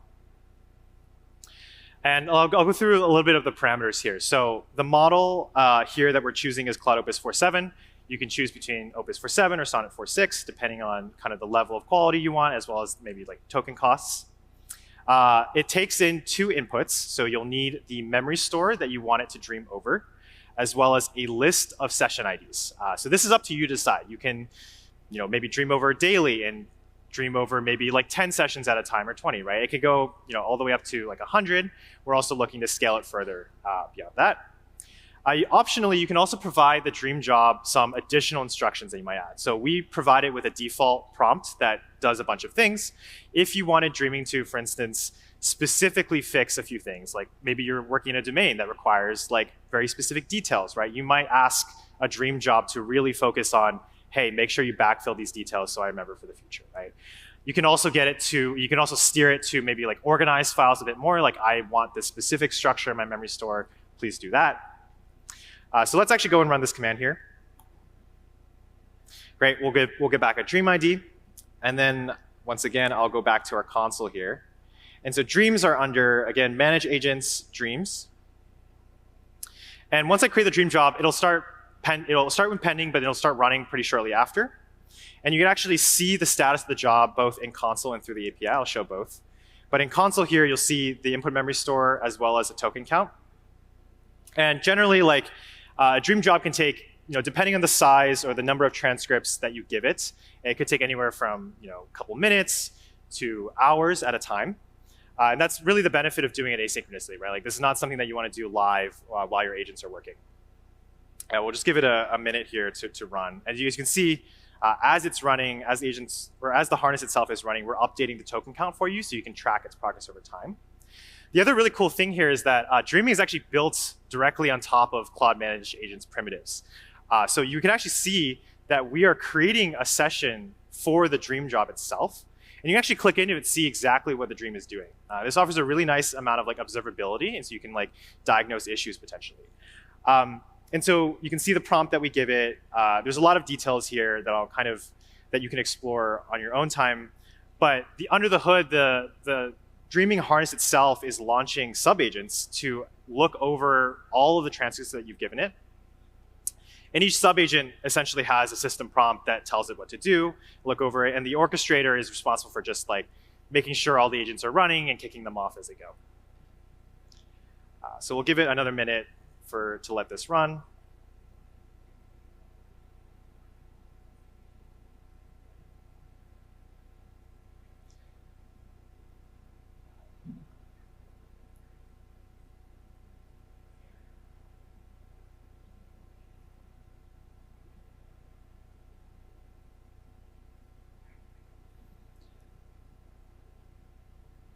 Another thing to call out here is that while we don't actually touch the input memory store at all that you create, so this is a non-destructive process, what we actually do is we will clone your input memory store into what's called an output memory store.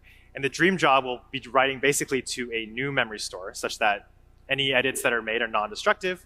And then we'll see down the line how you can utilize this output memory store in your future sessions. Generally, this takes about a minute or so, depending on how fast the job runs.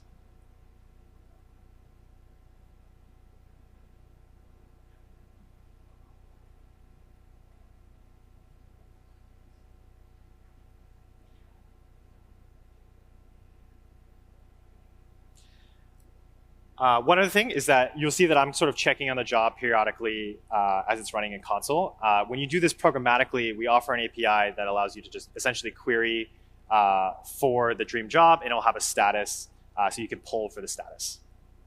Great, so it looks like it just completed. And the cool thing here is that in console, we actually show you a diff of what it did. So you can see Dreaming here, it created an index file. This index file has sort of these slugs that reference the various memory files that a future agent might need. And the main goal of this is really just that future agents, it's a lot more efficient to kind of look at an index file and quickly grok what it needs to go look for instead of maybe doing a wider grep. Additionally, it's actually adding additional information that was not present in the first couple of sessions that I created. So it's creating this event logistics file that gives the whole schedule of Code with Claude, a bunch of names as well. And again, schedule for day 2. And you also see that it actually kind of reformatted the memory file that I created in a previous session. So this time it is adding, again, a slug, a description of the event, some additional metadata, and again, adding more details. And generally, we find that more information actually really does help future sessions. And if you think about it intuitively, while an agent's working on a task currently, it's kind of hard to predict down the line what it might need, right? That's just generally a harder prediction problem. So it's actually good to kind of write additional details down that a future agent might remember. And Dreaming can always go back and remove stuff that is no longer needed. And if I go to the output memory store here, I'll just click on it. Again, you can see all the files that I created. It's another good way to sort of see what's going what Dreaming did. And if you wanted a human in the loop kind of review process, this is kind of where this is super helpful. Human can kind of go in and see if the Dreaming harness made any mistakes. Okay, great. Just going to switch back to the slides real quick because I want to show a diagram.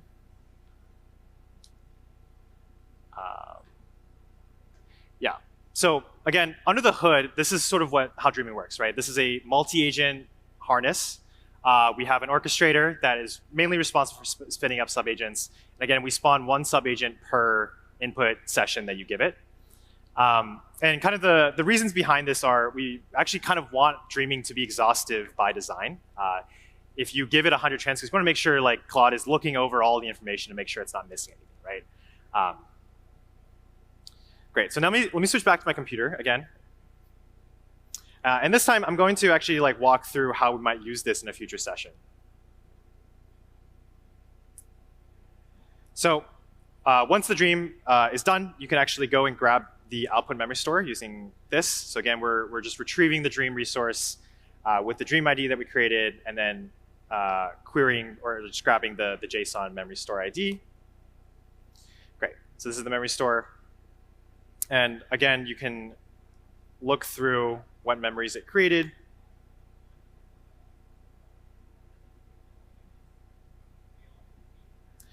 And now we'll do this sort of test again that we did before with the 2 sessions. So I will create a new session here. And you'll notice that this is now using the output memory store from Dreaming. Once again, we'll send it an event here.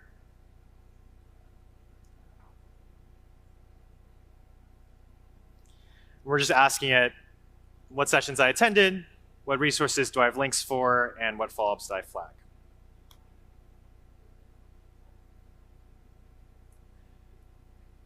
Once again, going back to the console, it's really a great way to visualize what's going on here. And you'll see that this time, when it's reading from memory, you'll see all the stuff that Dreaming did, right? So the index, the event logistics, and it's now reading it's starting to read the index first. OK, great. Now it knows I'm going to go straight to the sessions file. It's being a little exhaustive here, just checking for event logistics.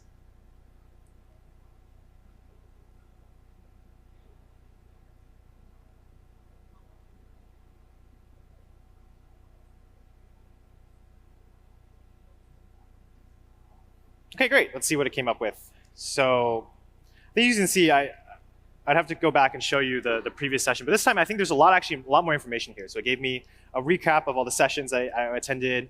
It's giving me timestamps now about all the sessions that were planned for day 2, as well as the resource links, right? I think this kind of showcases, again, how Dreaming can really enrich information that is transferred between sessions. And then optionally, at the end, if you're really happy with the output memory store here, you can go ahead and actually retire the old memory store. So this won't affect your previous sessions. It just means that it will keep the number of memory stores in your organization down to a reasonable level. Great. So I'm going to kind of switch back to the slides here.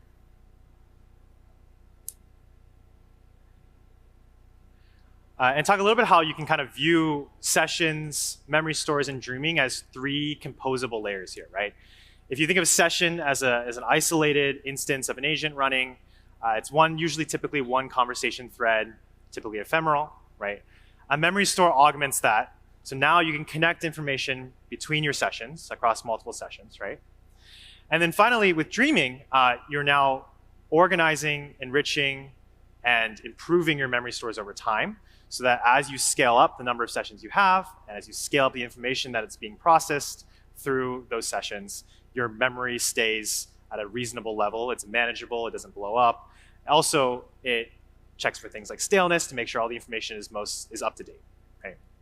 I wanted to highlight some of the maybe good questions that I got from the audience here. So one of them was around generally sort of what is the token usage of this feature like? So as I said before, I think by design, we actually do want it to be exhaustive, so we do expect it to use a lot of tokens. The nice thing here is that because most of the processing is agentic, most of the tokens are actually cached. So we're expecting about a 95% cache hit rate on most Dream sessions, right? And additionally, we are exploring other ways of offering this at lower costs to you. So example of this would be similar to our batch API, we could offer things at a 50% discount by scheduling it at different times.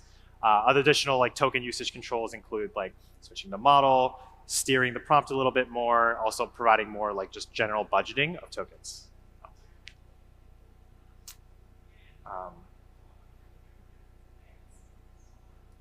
Great. So I think we're just about winding down. So I'm going to quickly kind of go over again for the folks remaining in the room, what we went over today. So again, we talked about the problem that most agents face today, which is how do you remember information across sessions? I think this is a pretty well-established kind of problem now. And we talked about how memory is kind of the first step to addressing this, right? You give agents access to something where they can dump their information, read from it, et cetera. But we also saw how this creates a problem where memory stores can grow unbounded over time. They can grow disorganized, information can grow stale, et cetera. And then we saw how dreaming can be used as a way to mitigate this problem, right? So we take another set of agents that their entire job is to improve that memory store for future use. Is what are some of the lessons I learned in helping Claude Code and CoWork kind of like grow, and as we're building out this team, and kind of like what things and it's interesting, it's lessons I learned even if I think about my time at Meta or even Microsoft, but even Anthropic. Like it's funny, I did this slide deck maybe like a month ago, and already I've had to change some of the content because, for example, when I started this deck, there were no routines, and that even like that way of working was different for me. And so yeah, like we really want to, like I want to kind of cover 5 themes that I've noticed. One, which is the bottlenecks have moved, they've shifted. And so when bottlenecks shift, what are then some of the team norms that we had to rewrite within the Claude Code team? I also wanted to share a little bit about all these team norms we had to rewrite, how we rolled them out, and also what are some of the proof, some of the, you know, like some signals that I got of, oh yeah, we're trending in the right direction. And it's always going to be important for me to kind of look at to see, is it still serving us trending in the right direction? And then I'll end it with a few kind of like questions that I still have for myself, and then also some suggestions for you to maybe take an action item back to your teams to have conversations together. So with that, the first section, the bottlenecks have moved. I call it the shift. But you'll probably hear me repeat this kind of subtitle text a lot, which is, what served you prior may not serve you any longer. And when actually, even when I think about experience, whether it was like an Anthropic or Meta or Microsoft, the constant growth mindset is just a muscle that has served me really well. And especially right now when the rate of, I don't know if y'all are feeling it, the rate of change is just a little bit crazy, right? Like I remember the first time I started doing some vibe coding was last year, and it was still making some you know, bugs, and I'm like, why are you using constants everywhere? That's not good engineering practice, and now it's you know, just become so much more capable. But that's what I'm seeing as this interesting shift of when the bottlenecks moved. How do you think about adapting in terms of everything else around that bottleneck? So maybe y'all are feeling this too, but like for years, engineering bandwidth was the expensive thing. Like coding throughput was really expensive. And when you think about all the processes we have of shipping software, a lot of it was around, hi, welcome, there's a chair. Take away those reserve tags. There's no one sitting there. There you go. And there's another one right here, sir. Welcome. But yeah, like all of that, like even when you think about how we used to do planning, like remember we used to do like waterfall and then agile. Everything was used to be because engineering bandwidth was really expensive. Actually, I'll take a little segue here. This is not the first time like when you think about our industry, we've always had to adapt. Like I'm going to put you all in a time machine. Come back with me all the way to the year 2000s. That was when I started my career. I worked on Visual Studio, and we were shipping Visual Studio 2005. And I kid you not, in those days, if folks remember, we used to ship software on like CD-ROMs. Before CD-ROMs, it was actually floppy disk. And so I still remember at VS 2005, there were really hard deadlines. We had to hit those deadlines because we had to get the software to the manufacturing lab, to print on the CDs, to put in the boxes, to ship in the stores. And so when you even think about that, when we were able to distribute software online, that also changed how we ship software. And so that's what I'm finding really interesting of this new shift that I'm seeing is engineering bandwidth. It's no longer the expensive thing. So for example, on the Claude Code team, for sure, coding is rarely the slow part anymore. And I would say it's not even that it's not the slow part, it's just also the throughput has really, really increased. So it's not only like, yay, we're all getting to build more, it's just the amount that we're generating has also changed a lot. And so what we saw was, when your bottlenecks shift from kind of the coding and the actual act of typing, like if you remember, it used to be writing code was expensive, or writing tests, or refactoring. I remember all of these conversations of, we have to schedule some time to do refactoring, oh, but we have to do product work, and this is expensive, when are you gonna find that time to do it? All of that has shifted now. That is no longer the bottleneck. And so when that happened, sometimes I noticed that bottlenecks end up shifting towards other areas. And so what happened? Like for example, verification, review, cross-functional partners, security, because coding is no longer the bottleneck, and also we're doing so much more of it, these are some of the new bottlenecks that we're seeing. So it's really always us asking, is this code correct?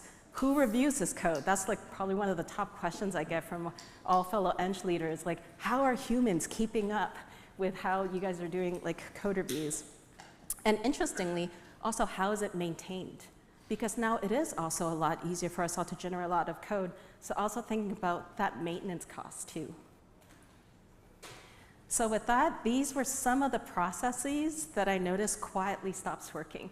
And I love that phrase, quietly stops working, because I don't know if you all, like, a lot of times we all put in processes, hopefully for a reason, right? Like we're thinking, hey, there was a gap here, we want to improve. But what I've found over the years is rarely do processes kill themselves. We tend to just layer more and more and more processes on. Like I remember it on one team, we had so many SLAs. Like there was a P0 bug SLA, a high priority like SEV review incident. Anyways, there's so many SLAs. After a while, I'm like, oh no, we need to stack rank priorities so that all the engineers knew which SLA was going to be even more important. And I remember even at that time, I thought, hey, we should start thinking about what things we should defrag a little bit.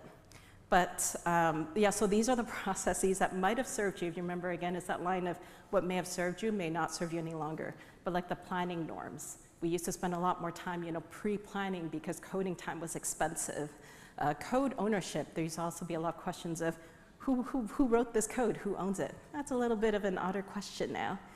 Code reviews, we'll get into a little bit.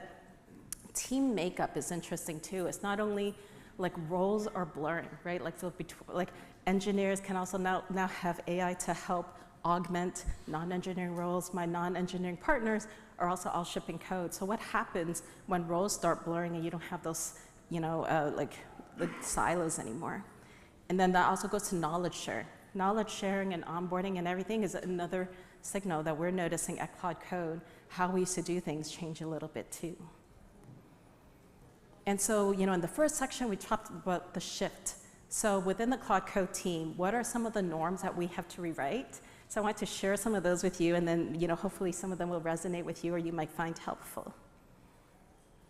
And so number one is code review, like human judgment of like who actually needs it. And we'll kind of go through all of these, but like the onboarding has also changed, how we do planning. You've heard me talk about like planning a lot. Hiring, especially with roles blurring and kind of team makeup, how that has changed for us too. And also org shape. That's kind of one of my favorite spicy topics. I'll share that story with you all when I started proposing that at Anthropic. I love my recruiting partners, they're awesome, but I remembered, one recruiting partner really did think I was crazy. So I want to share that with y'all too. So how have planning changed, but also technical debates.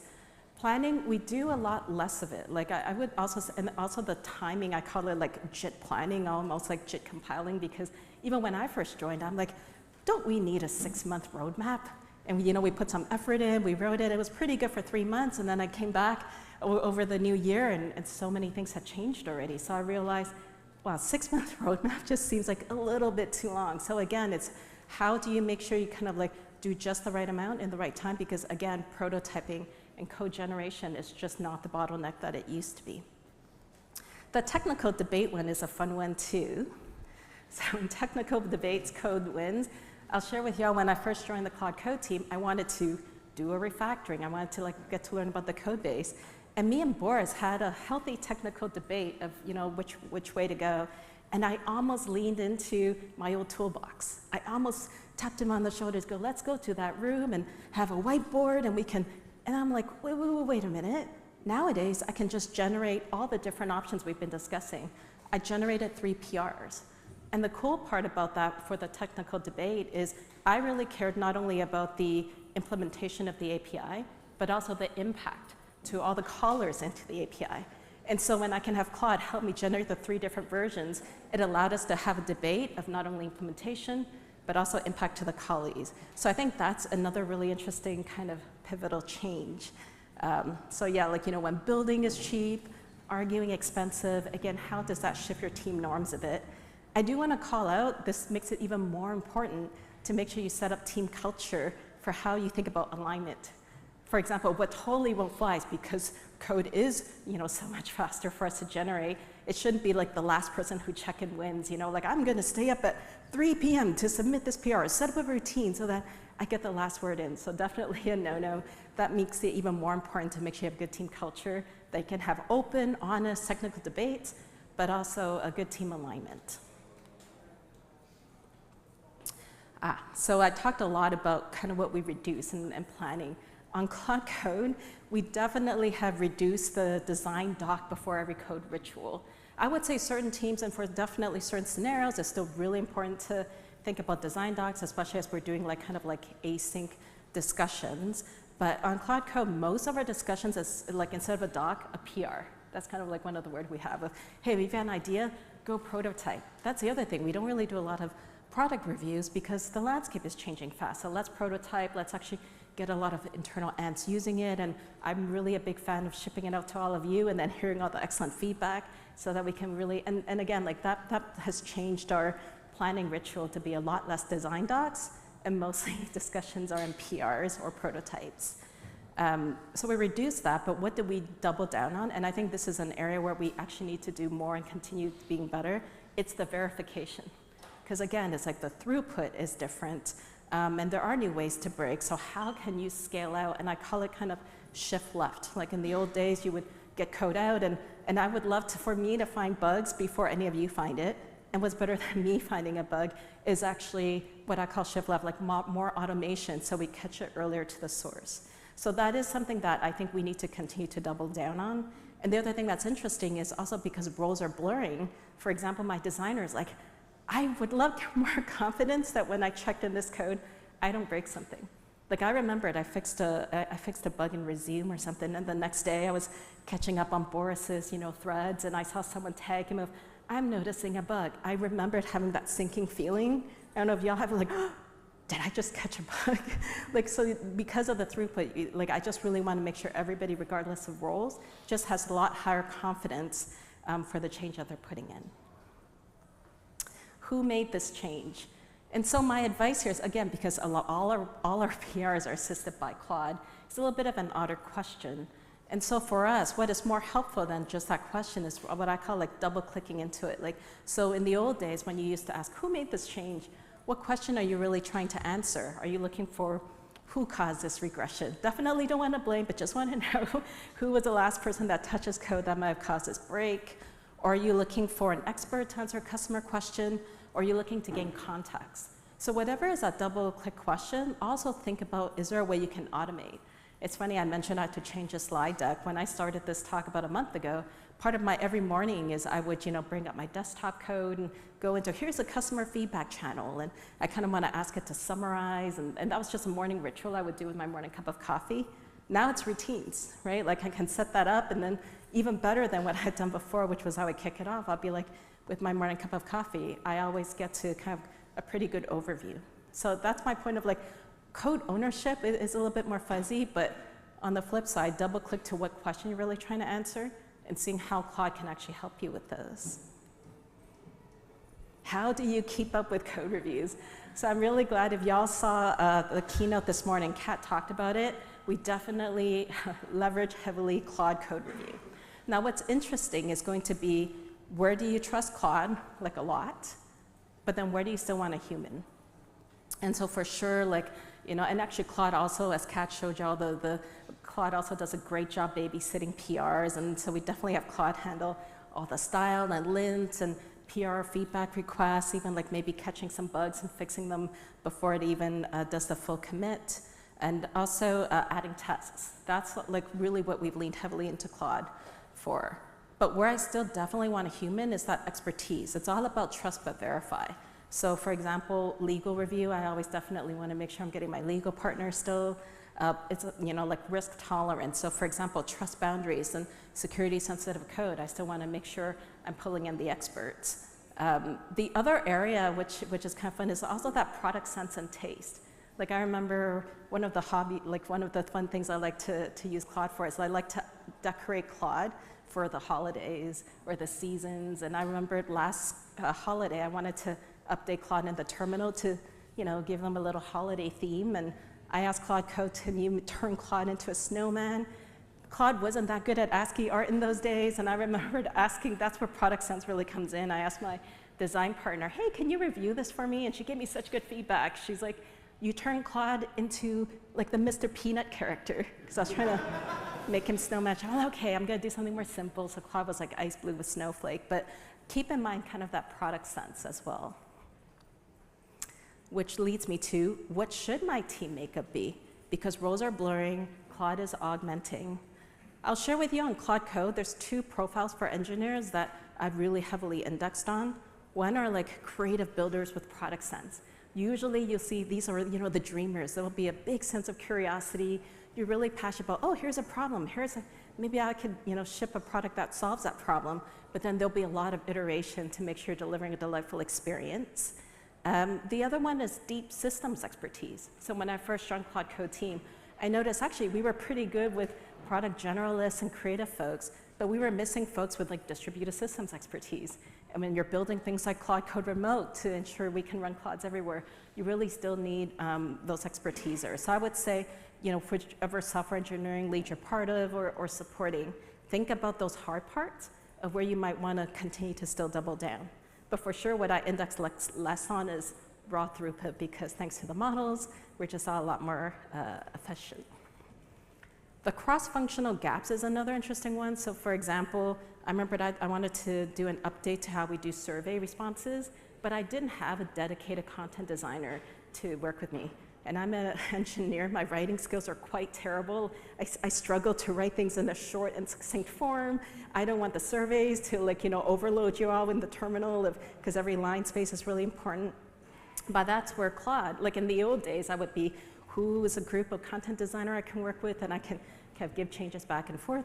But now Claude has really helped me to augment that role and was a really good content design partner for me to kind of like make sure the verbiage is good and succinct.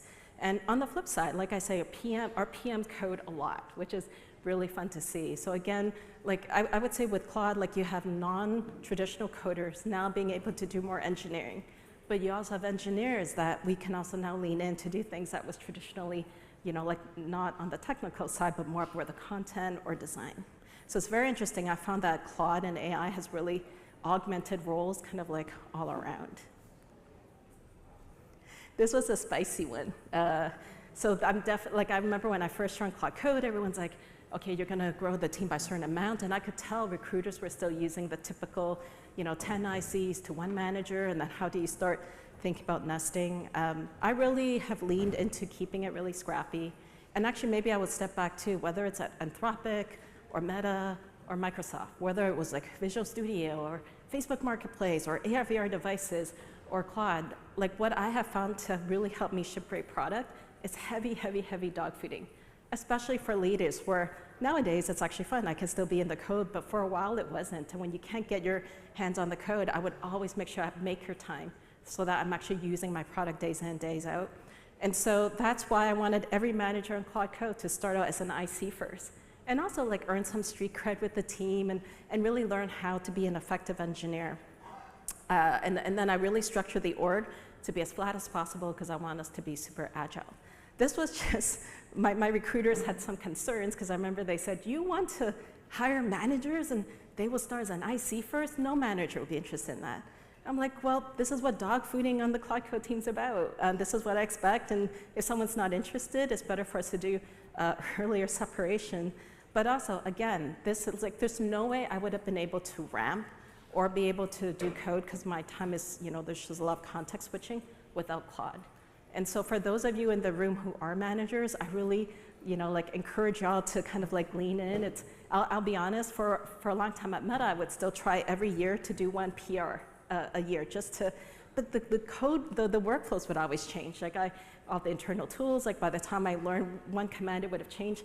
Nowadays, I don't even remember Git commands. I just always ask Claude to help me out with all of that.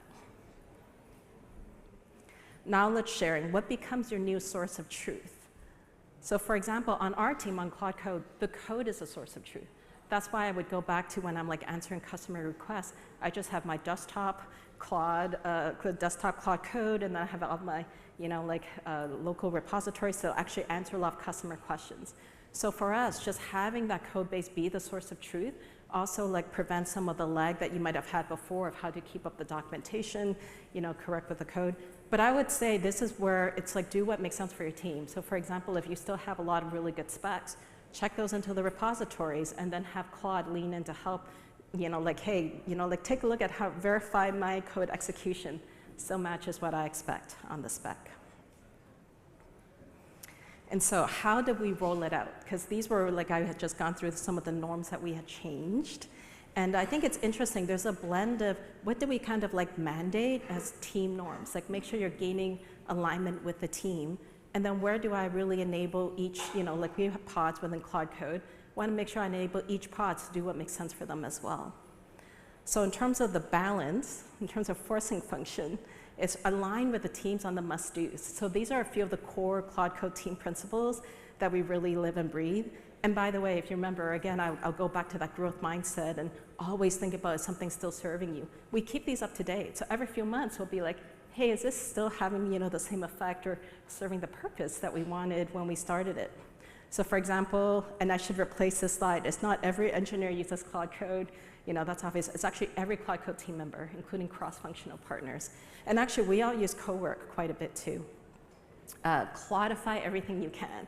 This is one thing where we're like, what's better than one of us doing it? Having Claude. So always think about, is there some way for you to automate, whether it's verification, more shift left, but always be thinking, what you're doing something right now, is there some way that Claude could actually help you do it?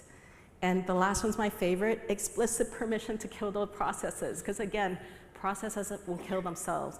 But as you're supporting teams, it's really important to always get that fast feedback for your team of what are the things that, like, we're spending a lot of, I remember when I first joined Claude Code, we used to do stand-ups. And then the team got a little bit big, so then we had a spreadsheet. We would all put up our, like weekly progress. And then all of a sudden we're like, oh wait, we should just do a skill, right? Like a stand-up script, so then we can just run Claude, and all of us can always be much more kept aware of what everybody else is doing. So that's just an example of one day I remember looking at the spreadsheet going, wait, does this still make sense anymore? So always question and always look to defrag and kill old processes.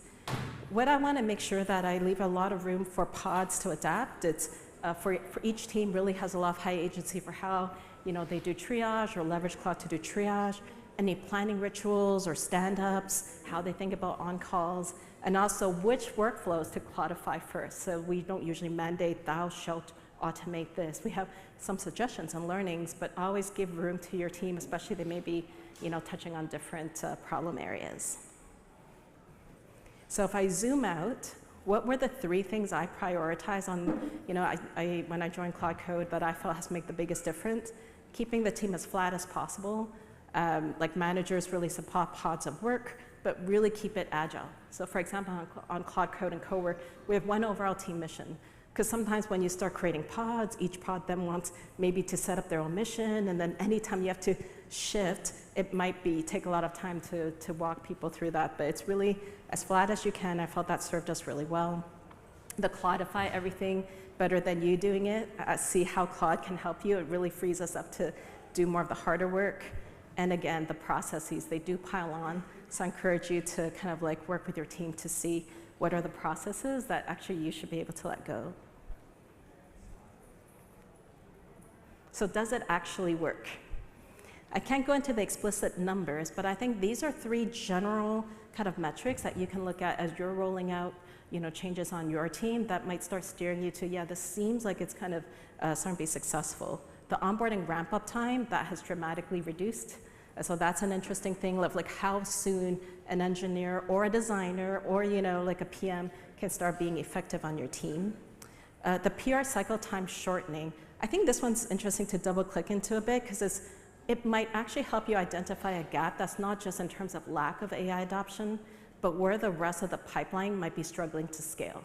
So for example, again, as we're now like, just putting in through so much more code, sometimes the product infrastructure can build on CI, still keep up with the amount that engineers are checking in.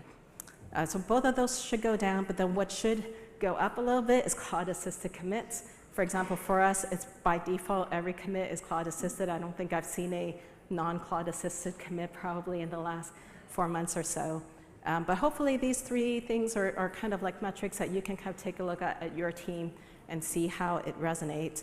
I would also say, though, outside of just number of commits, also think about the end goal. Like if you zoom out, what is the product that you're trying to make more delightful for users? Or what is the problem you're trying to solve? Because sometimes you see it on all the headlines of this company said X% of code is now generated by AI.